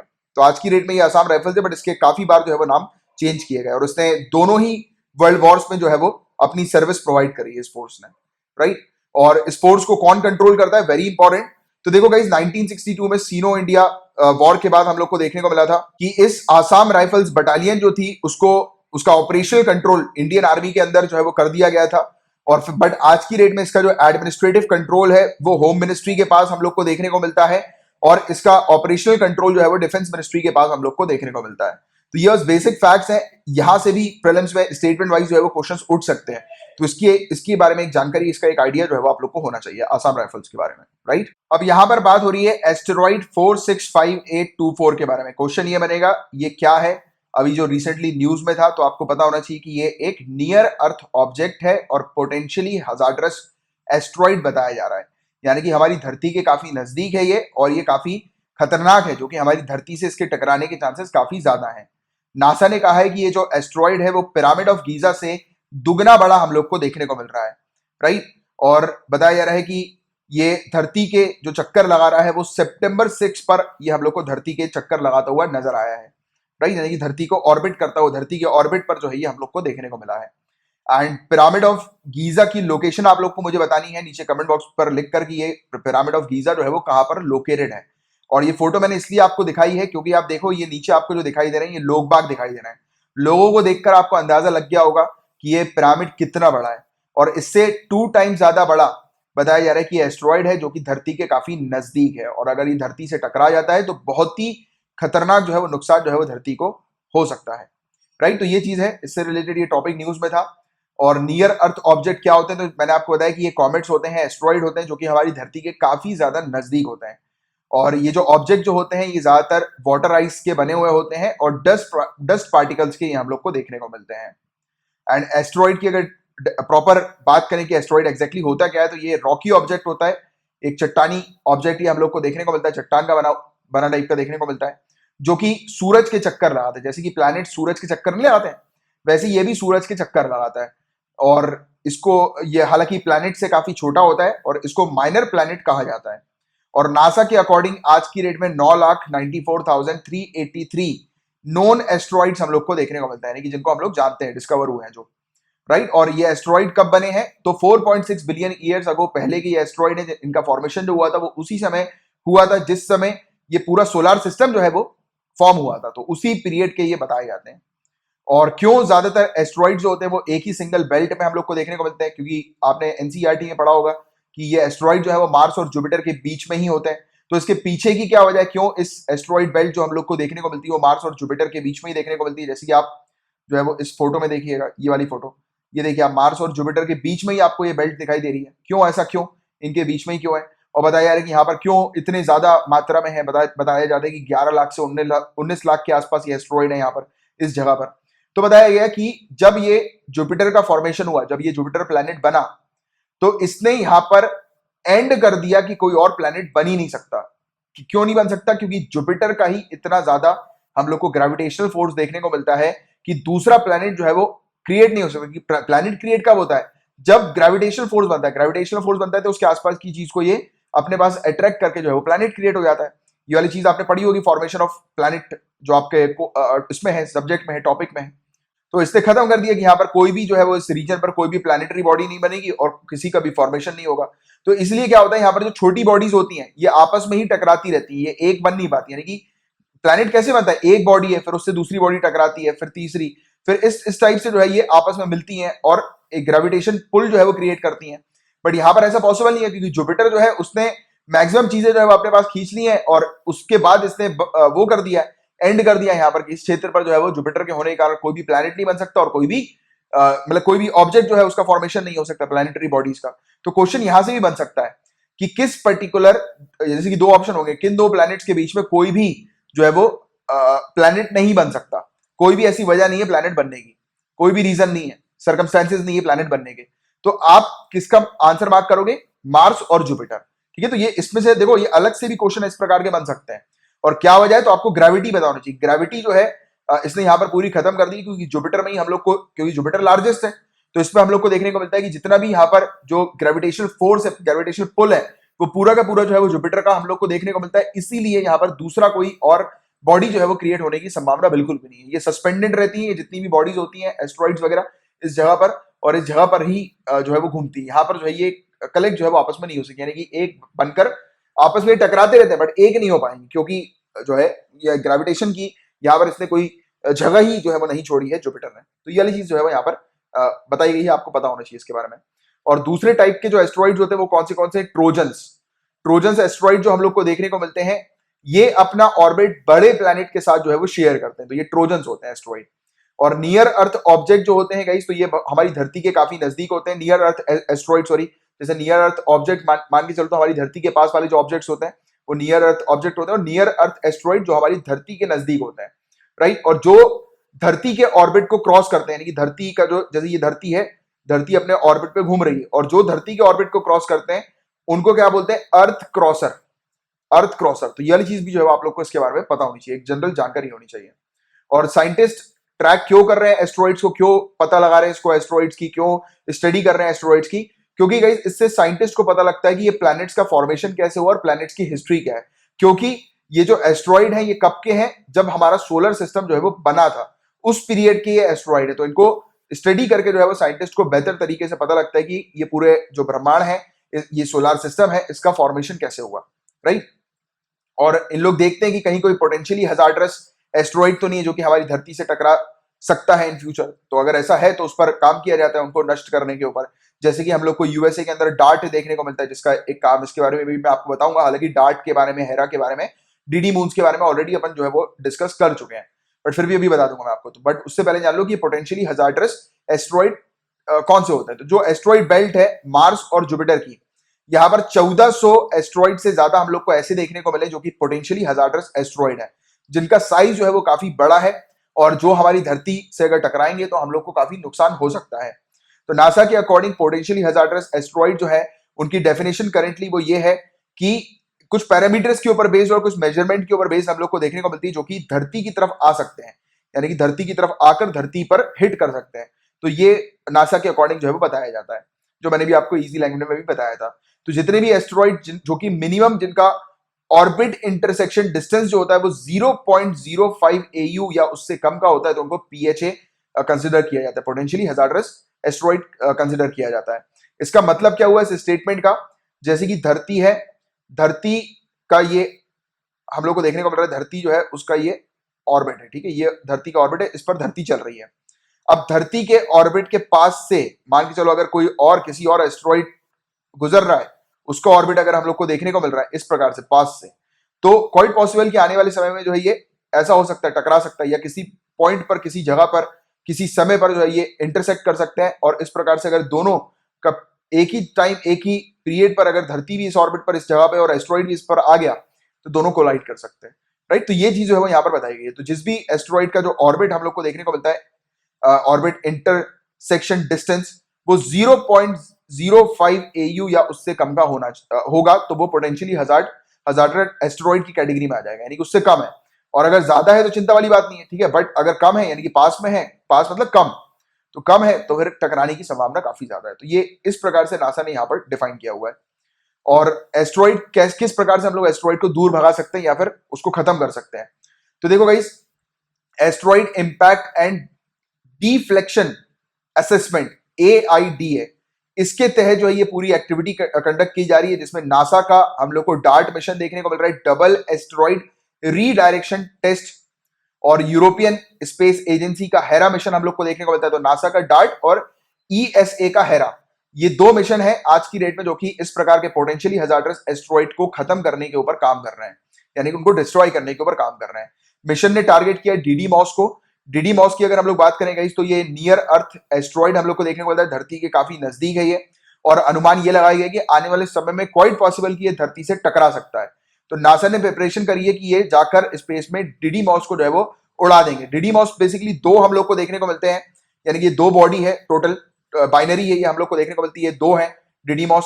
तो इनमें से एक को जो है वो बताया जा रहा है कि जो खतरा है उसको उड़ा दिया जाएगा, यानी कि डिस्ट्रॉय कर दिया जाएगा, उसको खत्म कर दिया जाएगा, राइट। तो ये वाली चीज यहाँ पर बताई जा रही है। और 2018 में नासा ने इस चीज को अनाउंस किया था कि वो डार्ट मिशन को तैयार कर रही है, और डार्ट मिशन को 2021 में लॉन्च कर दिया जाएगा। मेन एम ये है कि DDMOS सिस्टम में से जो स्मॉलर एस्टेरॉइड है, छोटा एस्टेरॉइड है, उसको जो है वो उड़ा दिया जाएगा, और ये 6 किलोमीटर पर सेकंड की स्पीड से जाकर 2022 में जो है वो अटैक करेगा एस्टेरॉइड में, यानी कि ये एस्टेरॉइड है, डार्ट मिशन जाएगा, इस पर टकरा जाएगा और इसको जो है वो तोड़ देगा। तो ये वाली चीज है। उसके बाद हेरा मिशन जो यूरोपियन स्पेस एजेंसी का हम लोग को देखने को मिल रहा है, ये लॉन्च होगा 2024 में, और 2027 में वहां पर पहुंचकर DDMOS सिस्टम पे पहुंचकर देखेगा कि डार्ट ने जो नुकसान पहुंचाया था, यानी कि डार्ट ने जो उसको डिस्ट्रॉय किया था, तो उसका क्या स्टेटस है, और उसके डिस्ट्रॉय होने के कारण स्पेस में जो है वो कितनी मतलब जो प्रॉब्लम आई है, यानी कि ऑब्वियसली बात है, जैसे कि अगर ये डिस्ट्रॉय होगा तो स्पेस में इसके छोटे छोटे पार्टिकल्स जो है वो सस्पेंड हो जाएंगे, यानी कि घूमने लगेंगे। तो वो जो पार्टिकल्स है उससे कहीं कुछ और नुकसान तो नहीं हो रहा है, तो उस चीज की एनालिसिस जो है, स्टडी जो है वो करेगा ESA का, यूरोपियन स्पेस एजेंसी का हेरा, राइट, हेरा मिशन। तो ये वाली चीज आप लोग को पता होनी चाहिए, हेरा मिशन किसका है, डार्ट जो है वो किसका है, यानी कि नासा का डार्ट है, हेरा ESA का है, यूरोपियन स्पेस एजेंसी का। इनके काम क्या है, किसको ये टारगेट कर रहे हैं, तो DDMOS को ये टारगेट कर रहे हैं। DDMOS क्या है, तो नियर अर्थ एस्टेरॉइड है ये टोटल दो हैं, जिनमें से छोटे वाले को अटैक किया जा रहा है।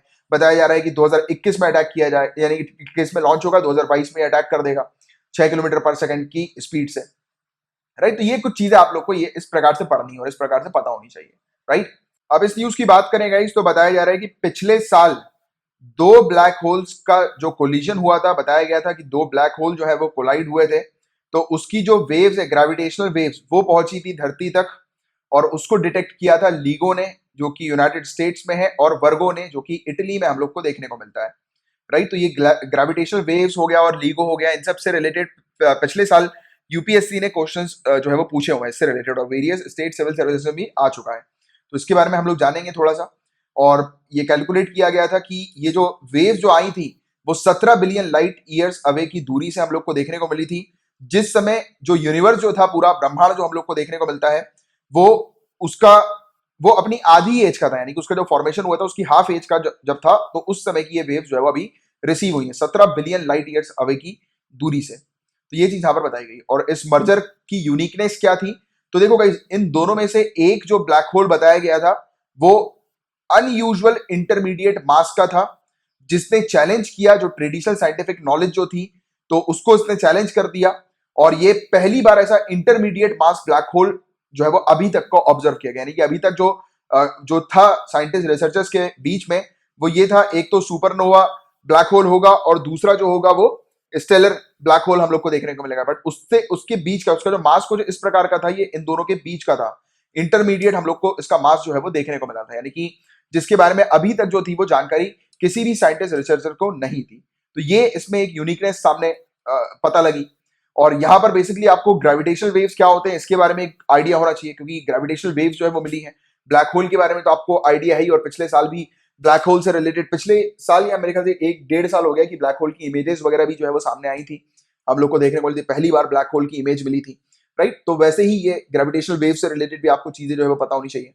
तो ये इनविजिबल रिपल्स हम लोग को देखने को मिलती है, यानी कि इनविजिबल वेव्स इस प्रकार की हम लोग को देखने को मिलती हैं, जो कि कब बनती है, कब जो है वो इसका फॉर्मेशन होता है वेव्स का, जब सितारा जो है, स्टार जो है, जब वो फट जाता है, एक्सप्लोड होता है, राइट। और ये सुपरनोवा की जब प्रोसेस हम लोग को देखने को मिलती है, और जब दो बड़े सितारे जब एक दूसरे का जब ऑर्बिट करते हैं और जब दो ब्लैक होल एक साथ मर्ज होते हैं, तब उस समय ये ग्रेविटेशनल वेव्स बनती हैं।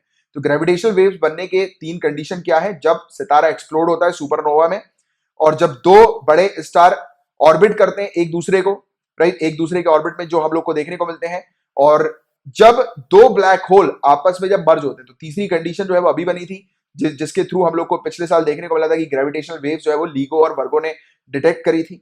और इनकी जो ग्रेविटेशनल वेव्स होती है, इनकी स्पीड होती है वो लाइट की स्पीड जितनी हम लोग को देखने को मिलती है। और ग्रेविटेशनल वेव्स के बारे में अल्बर्ट आइंस्टाइन ने अपनी जनरल थ्योरी ऑफ रिलेटिविटी में बताया था, राइट। और बट 2015 में ही ये सब चीजें जो है वो सामने आई, एक्चुअली डिटेक्ट हुई लीगो के द्वारा।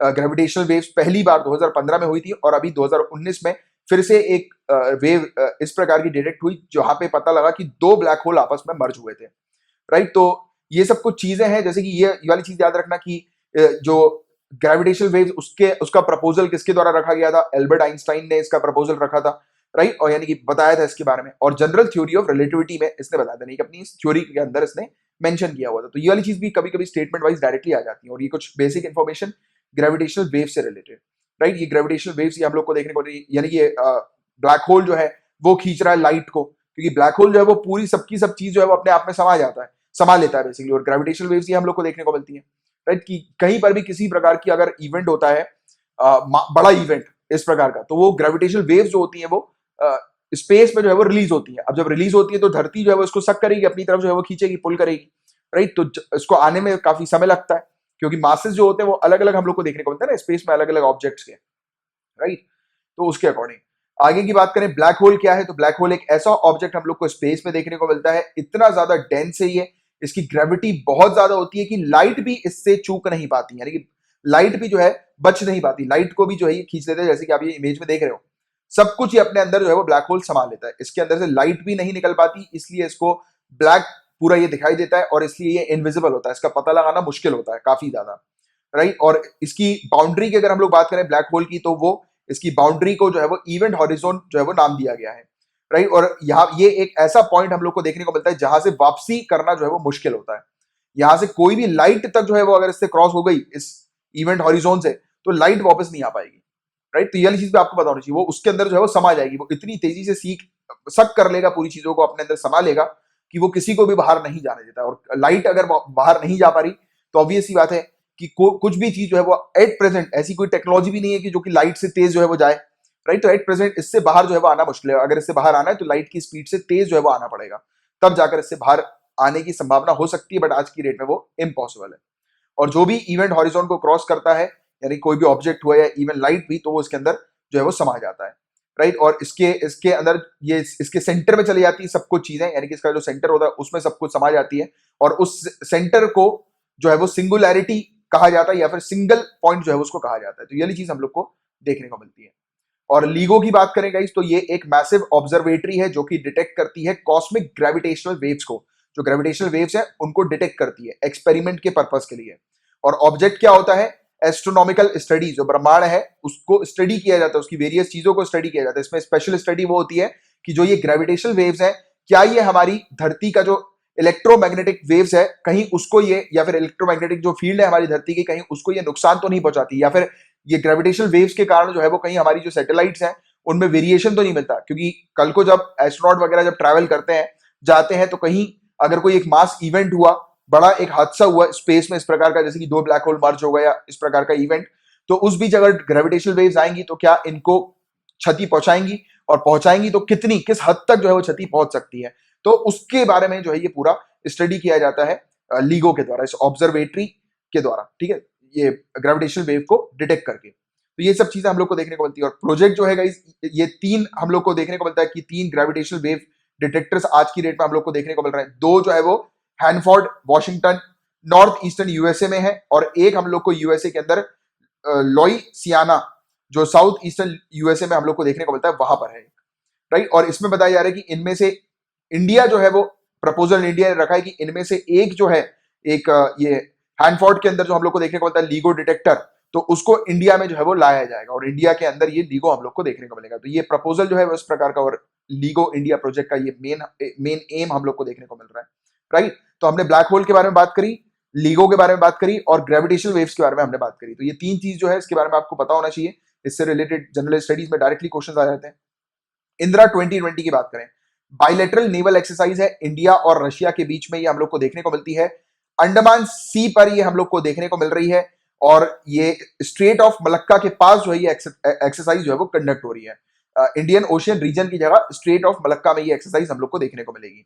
और पहली बायलैटरल नेवल एक्सरसाइज है ये कोरोना वायरस पेंडेमिक के बाद, क्योंकि इस बीच जो है वो सब चीज रुक गई थी, सस्पेंड हो गई थी सब चीजें, तो उसके बाद ये पहली हम लोग को ये बायलैटरल नेवल एक्सरसाइज इंडिया और रशिया के बीच में देखने को मिल रही है। स्ट्रेट ऑफ मलक्का कनेक्ट करता है किसको? इंडियन ओशियन को साउथ चाइना सी के साथ। ये देखो आप, ये स्ट्रेट ऑफ मलक्का, ये इंडिया है हमारी, ये देखो आप, ये स्ट्रेट ऑफ मलक्का आपको दिखाई दे रहा है। ये किसको कनेक्ट करता है? साउथ चाइना सी को। ये साउथ चाइना सी ये आपको दिखाई दे रही है, इसको कनेक्ट करता है इंडियन ओशियन के साथ, इंडियन ओशियन के साथ। और ये एक काफी इंपॉर्टेंट ट्रेड रूट है जो कि ईस्ट एशिया को वेस्ट एशिया यूरोप के साथ जो है वो कनेक्ट कर देता है, राइट। ये ईस्ट एशिया है, इसको ये कनेक्ट कर रहा है वेस्ट एशिया और यूरोप के साथ। तो ये वाली चीज है, उस तरफ जो है वो चली जाती है, क्योंकि यहाँ पे काफी सारी शिप वगैरह जो है वो यहाँ से वेसल्स वगैरह जो है वो यहाँ से गुजरते हैं, ठीक है। इसके बारे में एक आपको आइडिया होना चाहिए। इसके अलावा सुंदरा स्ट्रेट कहाँ पर है, तो उसकी लोकेशन भी आपको पता होनी चाहिए। इसके अलावा ये भी एक स्ट्रेट है लॉम्बॉक स्ट्रेट, इसकी लोकेशन आपको पता होनी चाहिए। कभी कभी स्ट्रेट से रिलेटेड डायरेक्ट क्वेश्चन आते हैं कि ये फलाना स्ट्रेट कहाँ पर है, राइट। अच्छा, मुझे नीचे कमेंट बॉक्स पर स्ट्रेट की डेफिनेशन लिखकर बताओ। कुछ दिनों पहले भी मैंने इस स्ट्रेट की डेफिनेशन के बारे में आपको बताया था, और आपको मुझे नीचे कमेंट बॉक्स पर लिखकर बताना है स्ट्रेट होते क्या है, स्ट्रेट को किस प्रकार से आप डिफाइन करोगे, ठीक है। नेक्स्ट जो टॉपिक है AIMA Chanakya national management games, ये हम लोग को देखने को मिल रहा है। ये एक ऑनलाइन बिजनेस सिमुलेशन गेम है, और ये हर साल कंडक्ट किया जाता है। मेन एम ये होता है कि जितनी भी अलग अलग इंडस्ट्रीज हैं वो यहाँ पर पार्टिसिपेट करती हैं, उनके एग्जीक्यूटिव यहाँ पर पार्टिसिपेट करते हैं, और उनको जो कॉम्प्लेक्सिटी आज की डेट में हम लोग को ऑर्गेनाइजेशंस में देखने को मिलती है, तो उससे उनको इंट्रोड्यूस किया जाता है, यानी कि किस प्रकार से बिजनेस और इंडस्ट्रीज में कॉम्प्लेक्सिटी, यानी कि आज का ऑब्वियसली बात है कि आज का जो नेचर है बिजनेस का वो टोटली चेंज होता जा रहा है। जैसे जैसे डिजिटलाइजेशन आ रहा है, जैसे जैसे नई नई चीजें आ रही हैं, एडवांसमेंट जैसे जैसे होता जा रहा है, वैसे वैसे बिजनेस का ट्रेंड भी जो है वो चेंज हो रहा है। तो यहाँ पर बेसिकली इस गेम्स के थ्रू जो इंडस्ट्री के जो एग्जीक्यूटिव्स होते हैं उनको बेसिकली उनके सामने एक तो चैलेंजेस जो है वो रखे जाते हैं, जो भी आज की डेट में बिजनेसेस के इंडस्ट्रीज की जो चैलेंजेस है एट प्रेजेंट, तो वो उनके सामने रखा जाता है। उन चैलेंजेस को वो डील करते हैं, उससे वो काफी कुछ चीजें सीखते हैं, और ये एक प्रतियोगिता के तौर पर हम लोग को देखने को मिलती है, एक कॉन्टेस्ट के तौर पर ये एक प्रकार का होता है। और इसकी इस एडिशन की जो विजेता जो है वो एनटीपीसी हम लोग को देखने को मिल रही है, इंडिया की एनटीपीसी ये जीती है। और नेशनल मैनेजमेंट गेम्स जो है गाइस, ये एक प्लेटफॉर्म प्रोवाइड कराता है कॉर्पोरेट मैनेजर्स को, जिससे कि वो मैनेजिंग बिजनेस को कैसे मैनेज करना है, राइट, तो या फिर बिजनेस की क्या क्या चैलेंजेस आज की डेट में है वो उनके सामने प्रस्तुत किए जाते हैं, जो मैंने भी आपको बताया था। और ये कॉम्पिटिटिव मोड के तौर पर देखने को मिलता है। यहाँ पर बेसिकली एंटिसिपेट किया जाता है कि किस प्रकार के चैलेंजेस अभी हैं और इन फ्यूचर कैसे हम लोग को देखने को मिलेंगे। और ये एक रेप्यूटेबल एनुअल इवेंट है, राइट, यानी कि बिजनेस मैनेजमेंट सिमुलेशन के ऊपर बेस्ड ही हम लोग को देखने को मिलता है, और इसको AIMA all India management association conduct करती है, राइट। इसमें पार्टिसिपेंट्स काफी कुछ चीजें एक्सपीरियंस करते हैं, जैसे कि रिसोर्सेज को कैसे मैनेज करना है बिजनेस के अंदर, मार्केट ट्रेंड कैसा होना चाहिए, कॉस्ट एनालिसिस कैसी होनी चाहिए, यानी कि कैसे वो प्रॉफिट जो है वो इंक्रीज करेंगे अपने बिजनेस का, राइट। उनके प्रोडक्ट जो होने चाहिए वो किस प्रकार के होने चाहिए, यानी कि जो डिमांड है मार्केट की, क्या आपके प्रोडक्ट उस प्रकार के है कि नहीं है, और आप डिमांड कैसे चेक करोगे, कैसे एनालाइज करोगे पूरी चीजों को, कैसे आपको प्लानिंग करनी है, बहुत सारी चीजें इसके अंदर हम लोग को देखने को मिलती है। तो इसके बारे में एक जनरल एक आइडिया जो है वो आप लोग को होना चाहिए, राइट। और ये आज का लास्ट टॉपिक था, और आज आपके लिए कोई एज सच होमवर्क नहीं है जनरल स्टडीज के टॉपिक्स के अंदर। एंड मैंने आपको जो भी टॉपिक्स पढ़ाए अगर अच्छे से क्लियर हो गए हैं, दिमाग में बैठ गए, तो लेक्चर को लाइक कर दीजिएगा, शेयर जरूर कीजिएगा लेक्चर को। बट अभी रुकिए, कहीं जाना नहीं है, मैं आप लोगों को बता देता हूं कि आपको मंथली पैकेज जो है वो कैसे मिलेगा। एक मंथली पैकेज भी होता है जिसमें आप लोगों को डेली करंट अफेयर्स के नोट्स बनाने की आवश्यकता नहीं होती है, क्योंकि आप जानते हैं करंट अफेयर्स रेगुलरली इतना सारा आता है कि अगर आप पढ़ने के बाद नोट्स बनाओगे तो आपका आधे से ज्यादा दिन जो है वो निकल जाएगा। और ये स्टूडेंट्स में काफी ज्यादा प्रॉब्लम्स स्टूडेंट फेस करते हैं। तो वो स्टूडेंट्स मेरे जो मुझसे रेगुलरली पढ़ रहे हैं वो ये प्रॉब्लम्स ना फेस करें, इसके लिए आप लोग को मैं जो अफोर्डेबल रेट्स में पीडीएफ प्रोवाइड कराता हूँ और पूरा स्टडी मटेरियल प्रोवाइड कराता हूँ। और जो ये आपको स्टडी मटेरियल मिलता है, ये सिर्फ स्टडी मटेरियल नहीं होता, ये आपकी एक प्रकार की प्रैक्टिस होती है रेगुलरली, जिसको आपको फॉलो करना है एग्जाम को क्लियर करने के लिए। और अगर आप ये मंथली पैकेज लेते हो तो आपको पैकेज लेने से पहले, पेमेंट करने से पहले अपने आप से कमिटमेंट करना होता है कि जो आपको मटेरियल मिल रहा है वो मटेरियल आप रीड करेंगे, क्योंकि मेरा पर्पस है आपका सिलेक्शन, राइट। तो देखो, आपको डेली लेक्चर्स की पीडीएफ, जो अभी आपने ये पूरा लेक्चर देखा, इसकी आपको एक पीडीएफ मिलती है रेगुलरली, डेली। आपको सुबह सिर्फ अपने दिमाग को खोलकर लेक्चर को देखना होता है, कहीं और आप डिस्टर्ब मत हो नोट्स बनाने में, कुछ करने में, सिर्फ आप लेक्चर पर कॉन्सेंट्रेट करो। और बीच बीच में जो चीज मैं आपको बोलता हूं कि ये नोट कर लो, ये लिख लो, बस वो आपको करना है। बाकी हर एक चीज आपको नोट डाउन नहीं करनी, क्योंकि हर एक चीज आपको मिल रही है, राइट। सिर्फ आप लेक्चर को देखो ध्यान से, देखने के बाद आप अपने जनरल स्टडीज के टॉपिक्स कवर करो, जो भी मैं आपको एज अ होमवर्क देता हूं, या फिर जो भी आपका स्टैटिक पोर्शन है वो आप कवर करो, ऑप्शनल की तैयारी करो और आंसर राइटिंग प्रैक्टिस करो। और आपको करंट अफेयर्स के लिए कुछ चिंता नहीं करना। आपको रात में सोने से पहले जो डेली आपको पीडीएफ मिलती है वो आपको रिवाइज करना है डेली रिवीजन के लिए। और फिर संडे के दिन एमसीक्यू फॉर्मेट में न्यूज आती है, उसकी भी पीडीएफ आपको यहां पर मिलती है, आपको वो भी रिवाइज करनी है। और संडे के दिन ही, जैसे कि आज संडे है, आज से पिछले हफ्ते में जो भी न्यूज अपन ने कवर करी, जैसे एग्जाम्पल के तौर पर, वो पूरी की पूरी न्यूज जो है वो एक सिंगल फाइल में आपको प्रोवाइड की जाती है, जिससे कि आप पिछले हफ्ते का रिवीजन कर लो। तो ये क्या हो गया, आपका सेकंड रिवीजन हो गया। ऐसे ही आपको मंथली रिवीजन के लिए एक सिंगल पीडीएफ दी जाती है, जिसमें पूरे मंथ का कंपाइलेशन होता है। पूरी पीडीएफ जो होती है वो एक ही उसमें होती है। ये आपका तीसरा रिवीजन के तौर के लिए होती है। और अगर आपने एक टॉपिक को 3 बार रिवाइज कर लिया तो आप अपने जो एग्जामिनेशन का जो डे है उसमें आप बिल्कुल भी कुछ भी जो है वो नहीं भूलने वाले, करंट अफेयर से रिलेटेड सबकी सब चीजें जो है आप रिकॉल कर जाओगे। रिवीजन जो है वो चाहिए होता है, और ये रिवीजन के पैटर्न पर ही जो है वो आपको पूरी चीज मिलती है। और सिर्फ इतना ही नहीं, जैसे ही मंथ खत्म होता है, मंथ एंड होता है, वैसे ही आपको प्रिंट फ्रेंडली पीडीएफ भी जो है वो प्रोवाइड करा दी जाती है। और ये इसके पेजेस जो होते हैं वो कोशिश की जाती है कि 100 पेजेस से कम में हो। कभी कभी न्यूज ज्यादा होती है तो 10-20 पेज जो है वो ज्यादा बढ़ जाएंगे, उससे ऊपर जो है वो नहीं होने वाला है, राइट। और ये पूरी चीज जो है उसकी कॉस्ट सिर्फ 100 रुपीज है पूरे महीने के लिए। पूरे मंथ में आपको ये 100 रुपीज में ये पूरी सर्विसेज ऑफर की जाती है। और ये मिनिमम इसलिए लिखा हुआ है क्योंकि मिनिमम 100 रुपीज उन स्टूडेंट्स के लिए है जो अफोर्ड नहीं कर सकते। और ईमानदारी से अगर आप अफोर्ड कर सकते हैं तो आप मुझे, मेरी मेहनत को देखते हुए, आपको जो भी कंट्रीब्यूशन ठीक लगे, जो भी आप प्राइस सेट करना चाहें अपने मंथली सब्सक्रिप्शन का, वो आप सेट करके आप मंथली सब्सक्रिप्शन जो है वो ले सकते हैं, इस मंथली पैकेज को जो है वो ले सकते हैं, ठीक है। और आप चाहें तो एक साथ दिसंबर तक की पीडीएफ भी जो है वो परचेज कर सकते हैं, दिसंबर तक का पैकेज। अगर आपको मल्टीपल टाइम्स पेमेंट नहीं करना है तो आप एक बार में कर सकते हैं। इसके अलावा जनवरी से लेकर जुलाई तक की मैगजीन भी जो है वो अवेलेबल हो गई है। इससे रिलेटेड पूरा एक वीडियो जो है वो मिल जाएगा आपको डिस्क्रिप्शन के अंदर। आप देखेंगे ध्यान से, डिस्क्रिप्शन पे वीडियो की लिंक आपको मिल जाएगी, जिसमें इसका डेमो भी दिया हुआ है कि आपको किस प्रकार की मैगजीन जो है वो प्रोवाइड की जाती है। ये डेमो भी जो है वो आपको वहां पर मिल जाएगा। एंड चैनल का नाम current affairs by Kamalaksh Jha है। चैनल को सब्सक्राइब नहीं किया है आपने तो कर लीजिएगा। सेम नाम से टेलीग्राम का भी एक चैनल है, इसको भी आप ज्वाइन कर सकते हैं। आप मुझे सर्च करेंगे मेरे नाम को तो आपको जो है ये मिल जाएगा, मतलब यानी कि मेरा फेसबुक प्रोफाइल, जहां पर आप मुझे फॉलो कर सकते हैं। अब चलिए हम लोग मिलेंगे कल, तब तक के लिए bye bye, take care, have a great day ahead, Tata.